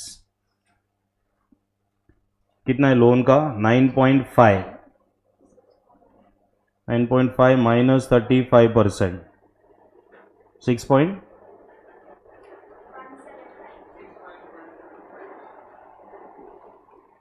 6.175%.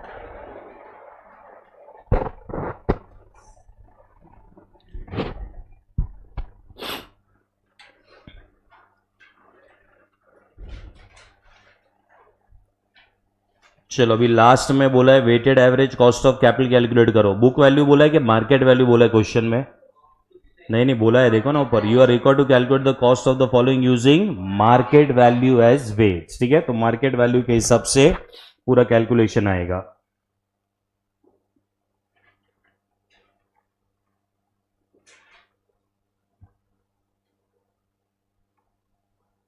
सो कैलकुलेशन ऑफ वैक KO using market value weights.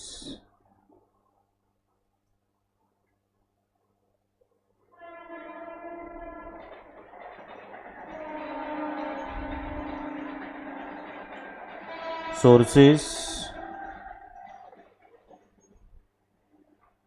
calculations,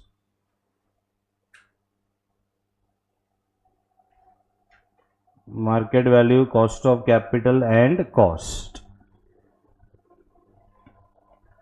चलो सोर्सेज में इक्विटी शेयर कैपिटल है पहले,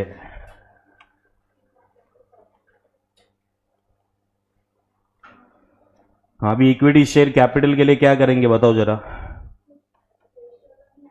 नहीं रेशियो नहीं आएगा क्योंकि रिटेन्ड अर्निंग्स नहीं है। हाँ तो number of equity shares into market price of the equity share करना पड़ेगा। अभी market price of equity share 75 है यहाँ पे, तो नंबर ऑफ इक्विटी शेयर्स कितना आएगा। हाँ हाँ समझा मैं, तो यहाँ पे पहले नंबर ऑफ इक्विटी शेयर्स बताओ कितना आएगा 15 लाख। 15 लाख को किसके साथ मल्टीप्लाई करोगे 75, ठीक है। तो यहाँ पे कैलकुलेशन में आएगा 15 लाख इंटू 75,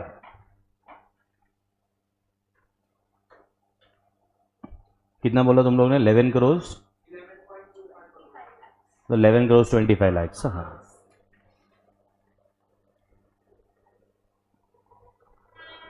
चलो इक्विटी शेयर कैपिटल हो गया। फिर 10% प्रेफरेंस शेयर कैपिटल है।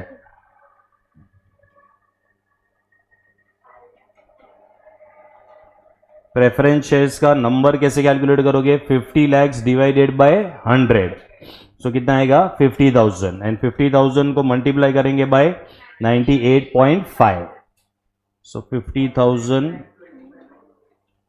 इंटू 98.5 कितना 40,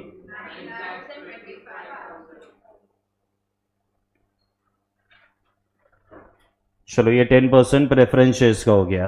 फिर आएगा 9% डिबेंचर्स का,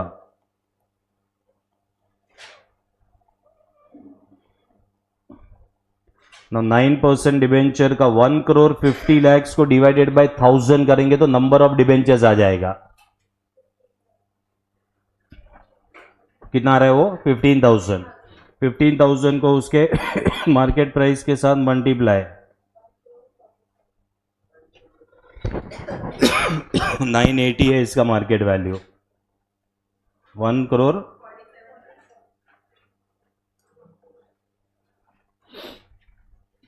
चलो 1 करोड़ 47 लाख।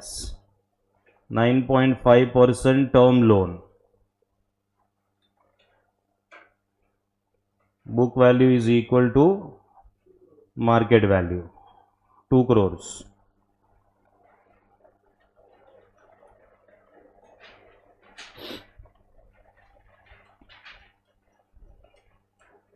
चलो के ओ निकालो।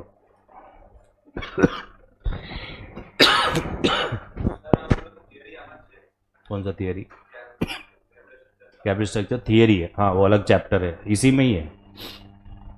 मतलब ये कॉस्ट ऑफ कैपिटल खत्म होएगा फिर वो चालू करेंगे।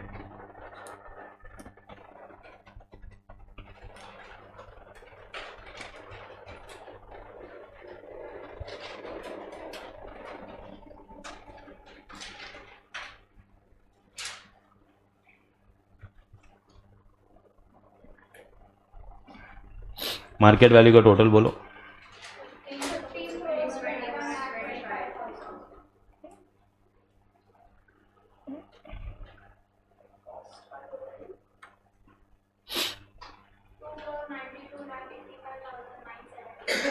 To crore 92 lakhs.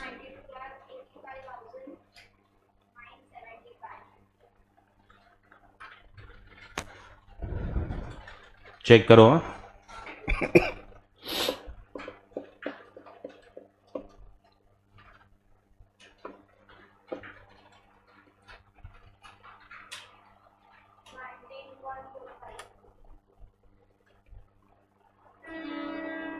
2 crore 92 lakhs 85,975 is the cost of using 15 crore 21 lakh 25,000 rupees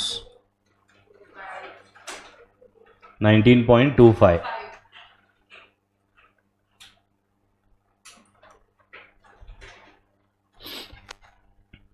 चलो ये हो गया तुम्हारा ओवरऑल कॉस्ट ऑफ कैपिटल। समझा ना कैसा था ये। नहीं चैप्टर खत्म नहीं और है सम्स, चैप्टर बाकी है और कंफर्टेबल जा रहा है ये, लेकिन इसको प्रैक्टिस नहीं करोगे वो हॉरिबल हो जाएगा ये बाद में। ठीक है तो इसको टाइमली प्रैक्टिस करना, क्योंकि कौन सा फॉर्मूला कैसे यूज करना है वो ही नहीं समझेगा तो फंस जाओगे फिर।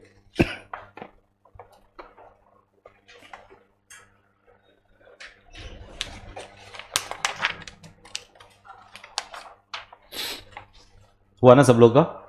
ठीक है 19 क्वेश्चन पे आओ।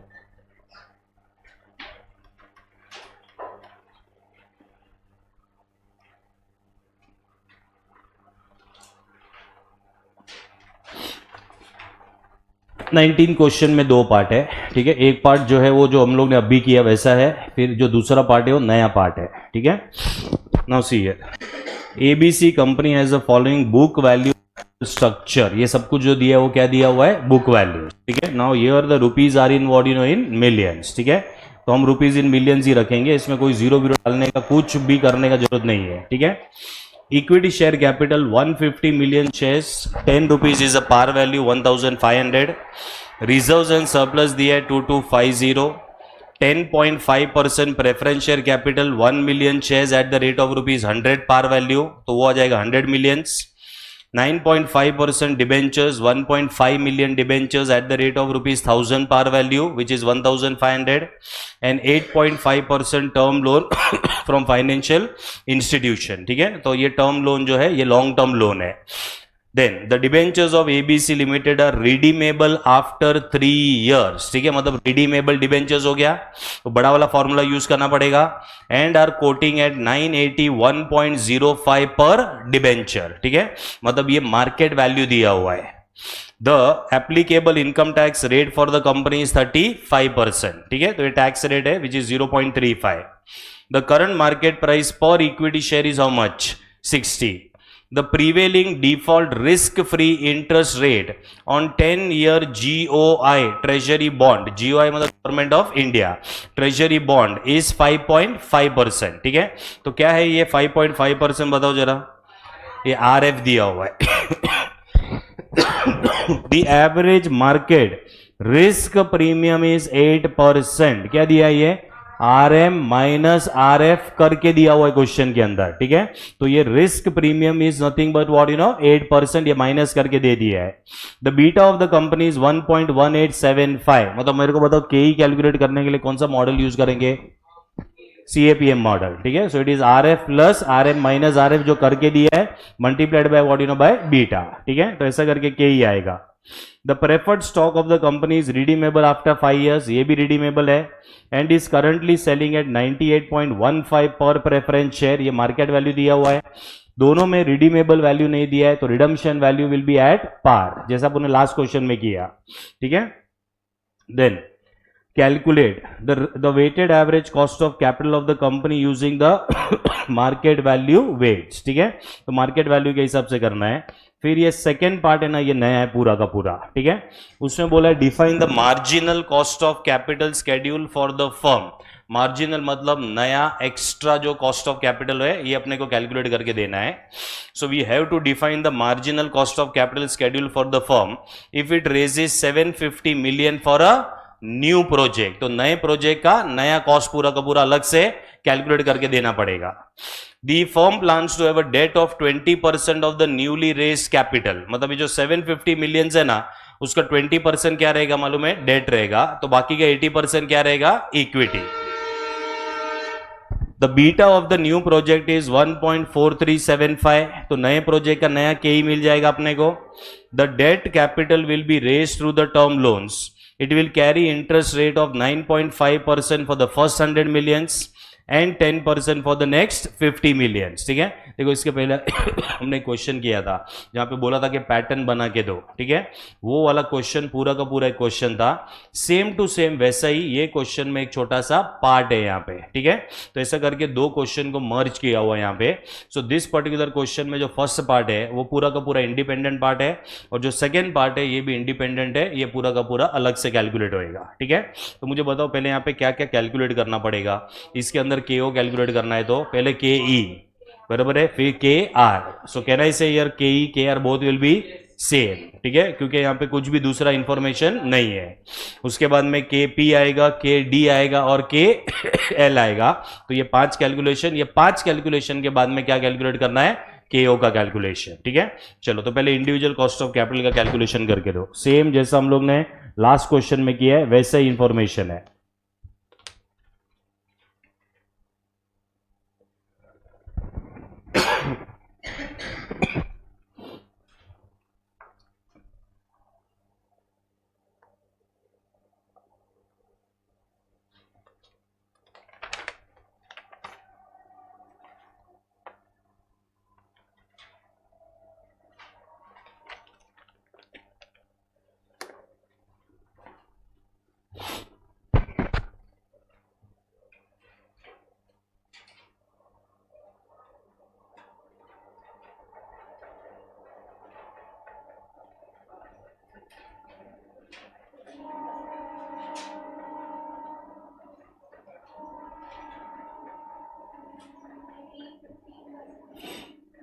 के ई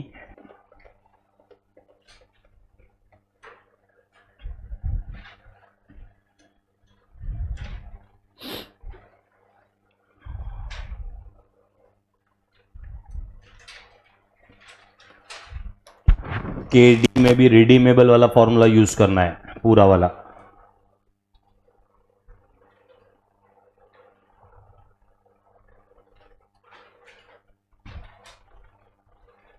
इसके बाद और एक क्वेश्चन करेंगे, फिर वाइंड अप करेंगे।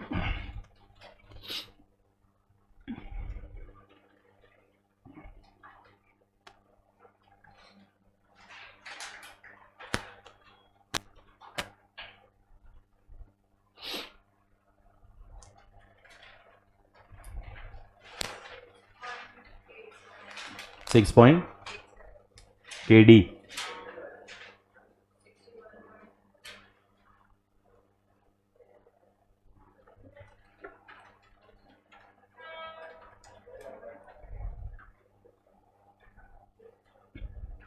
पर डिबेंचर ही कर रहे हो ना तुम लोग?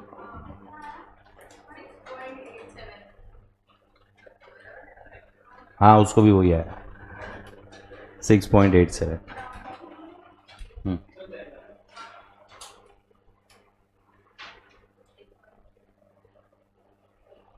केएल में तो कूपन रेट माइनस टैक्स करना है सीधा।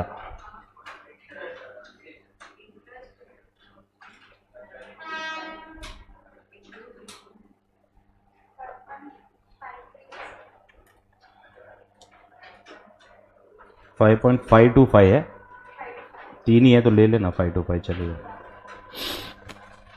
चलो केएल आएगा 5.525।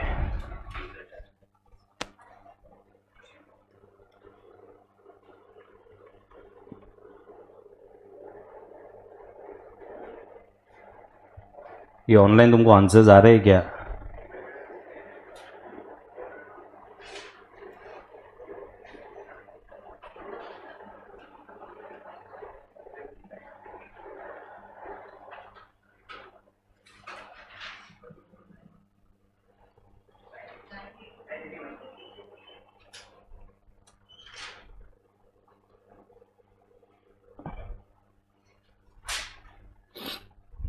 ठीक है।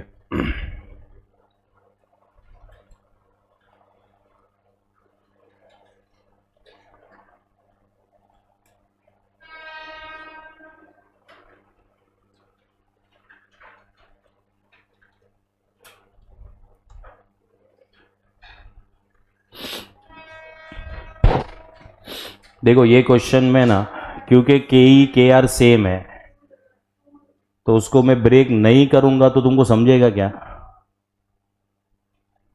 मतलब इक्विटी और रिजर्व्स को ब्रेक नहीं करेंगे तो समझेगा तुम लोग को कि ब्रेक कर दूं? क्योंकि ज़रूरत नहीं है, क्योंकि दोनों का रेट क्या है, सेम है, ठीक है। तो हम क्या करेंगे मालूम है, सोर्सेज में पहले सीधा लेंगे इक्विटी। तो इक्विटी का नंबर ऑफ इक्विटी शेयर्स कितना है, 150 millions. What is the market price of the equity share, 60।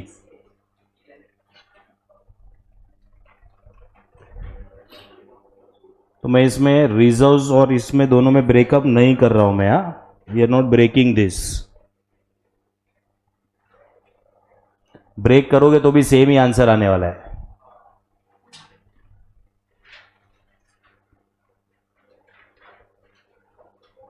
फिर मैं ले रहा हूं 10.5% प्रेफरेंसेस।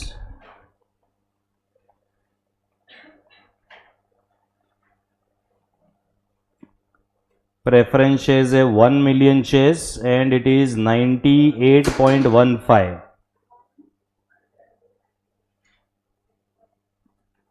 तो ये आएगा 98.15। इधर 0.00 डाल रहा हूं मैं।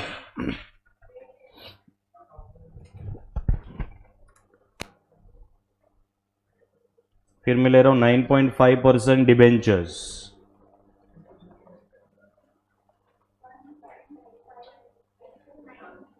1.5 millions into 981.05।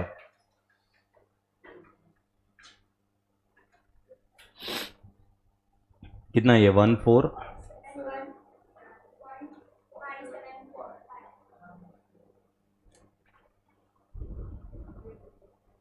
और 8.5% टर्म लोन।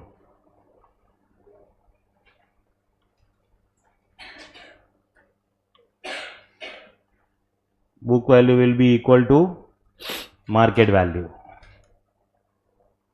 तो ये कितना है? 500।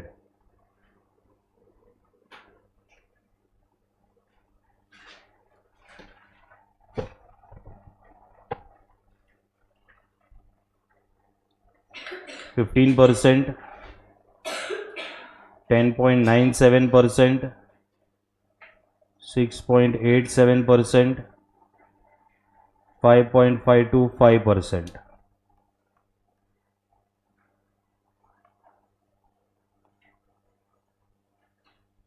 मार्केट वैल्यू का टोटल बताओ।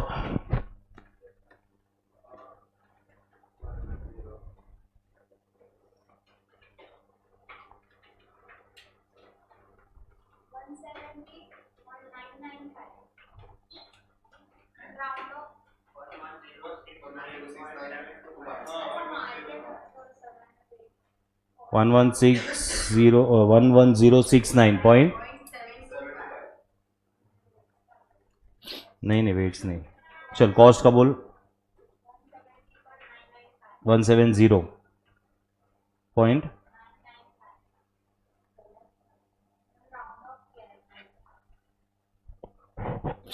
चेक करो बाकी के लोग।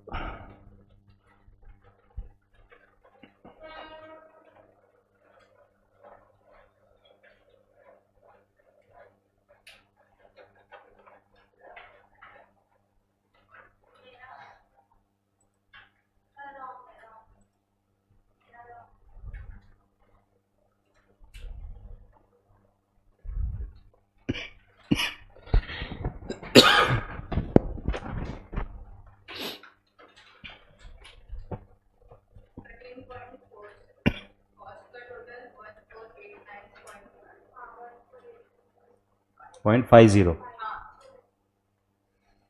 This will be divided by 11069.725 into 100. 14 point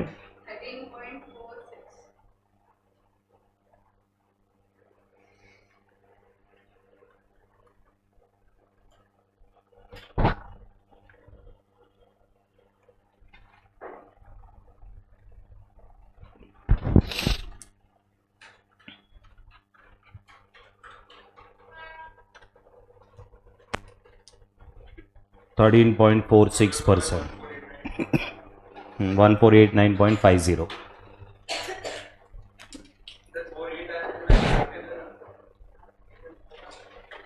48 के बाद क्या है? हाँ तो बरोबर है। हाँ तो बरोबर है 0.50। समझा? ये वाला पार्ट समझा?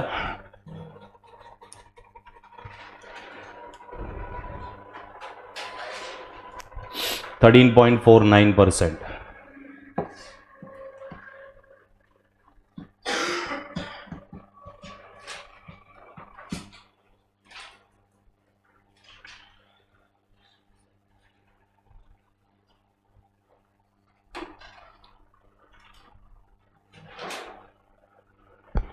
चलो जाओ सेकेंड पार्ट पे।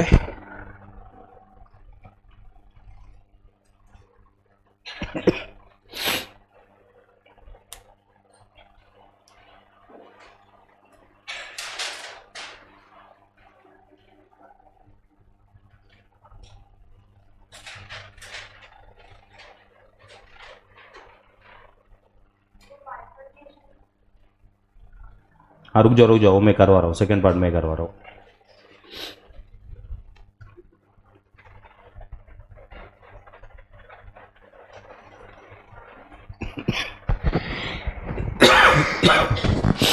चलो जाओ सेकेंड पार्ट पे। देखो सेकेंड पार्ट में बोला है पहले कि define the marginal cost of capital schedule for the firm if it raises 750 million for a new project. ठीक है, तो पहले एक स्टेटमेंट लिखो तुम लोग।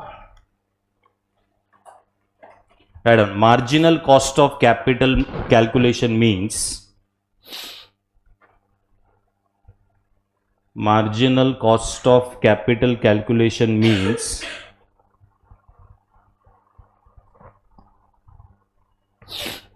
calculating WACC ब्रैकेट में लिखो KO calculating WACC ब्रैकेट में लिखो KO for the new project separately, KO for the new project separately, मतलब ये जो नया प्रोजेक्ट है उसका नया केओ कैलकुलेशन करेंगे, उसको बोलते हैं marginal cost of capital calculation. ठीक है, सो यहां पे what is the cost of the project?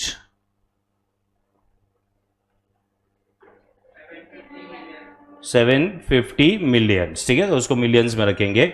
ये 750 को अपने को ये पैसा किधर से मिलेगा? तो debt is at the rate of 20% and equity will be at the rate of 80%। ठीक है, अच्छा डेट का वैल्यू कितना आएगा? 750 का 20% मतलब 150 मिलियन। सो इक्विटी का वैल्यू कितना हो जाएगा? 600। ठीक है, अब इसमें कुछ भी रिजर्व्स ये वो कुछ भी बोला नहीं है अपने को। ठीक है, फिर ये जो 150 है ना, इसको ब्रेक करेंगे दो पार्ट में। इधर आएगा डेट 1, डेट 2।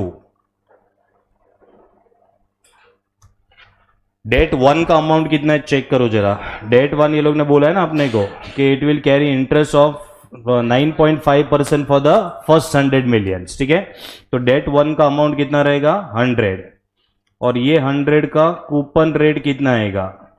9.5%। ठीक है, फिर बाकी का जो बचा हुआ 50 है उसका भी कूपन रेट अलग से दिया हुआ है। इसका कूपन रेट कितना है? 10%। समझा?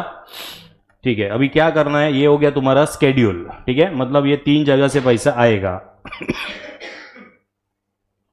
अभी इसके लिए पहले कैलकुलेट करना पड़ेगा KD1, इसके लिए बाद में कैलकुलेट करेंगे KD2, और यहां पे कैलकुलेट करना पड़ेगा KE। ठीक है, ये 3 चीज का कैलकुलेशन है।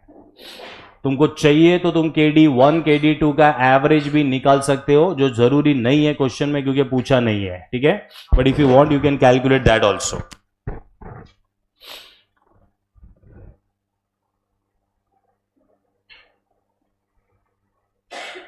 अभी इसके अंदर फर्स्ट कैलकुलेशन,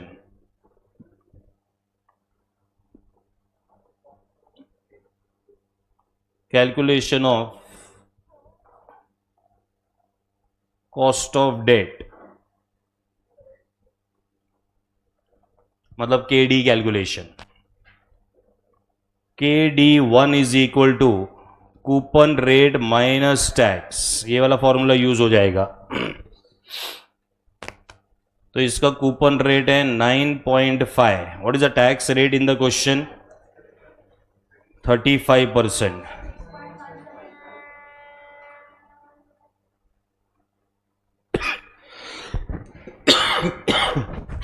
चलो दिस इज 6.175%।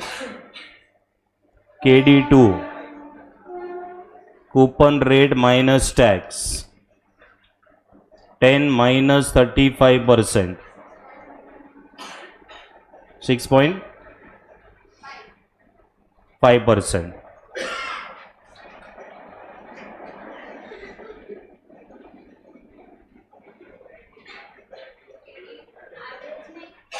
एवरेज का जरूरत नहीं है, करना है तो कर सकते हो।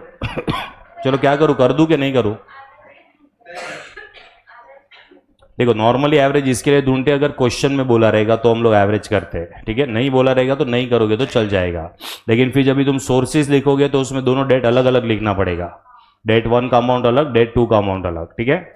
फिर यहाँ पे आएगा calculation of cost of equity.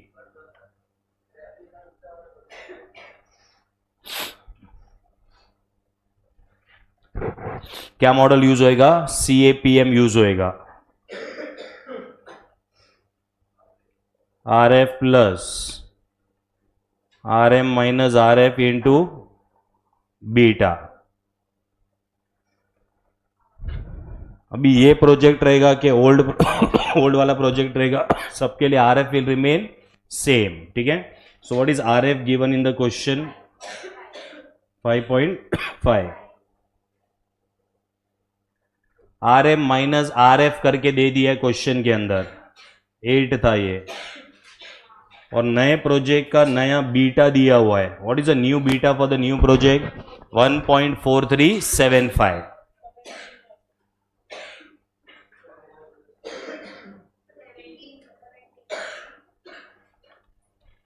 चलो ये हो गया 17%। अभी वैक कैलकुलेट करो।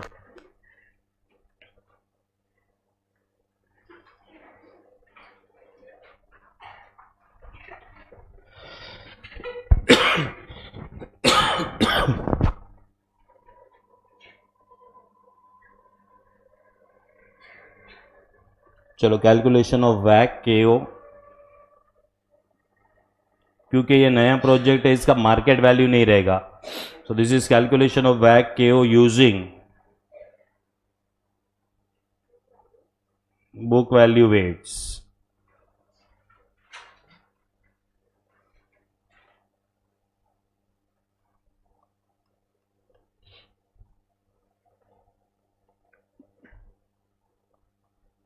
सोर्सेस, बुक वैल्यू,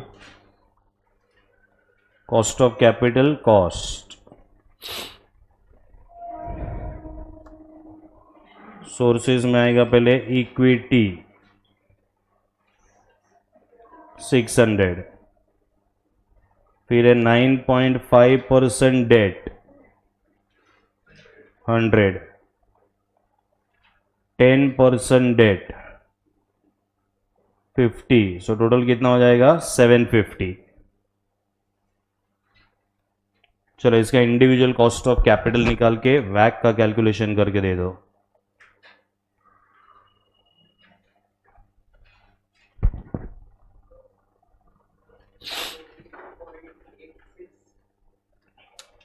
कॉस्ट कितना है बेटा?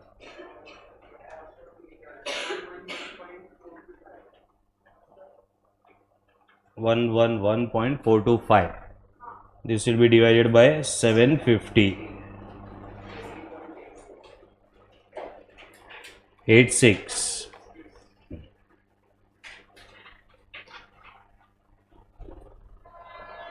चलो ये हो गया 14.86%।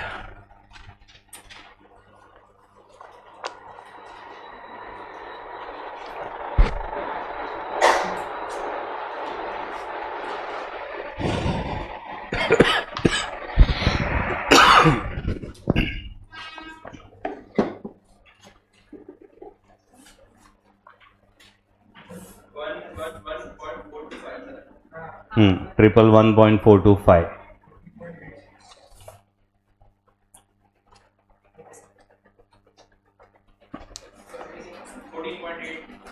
$14.86।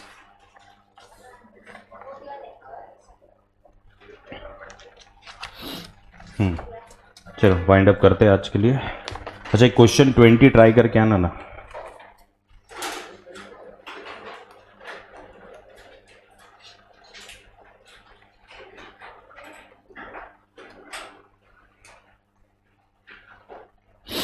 क्वेश्चन 20, हाँ ये ट्राई करके आना है।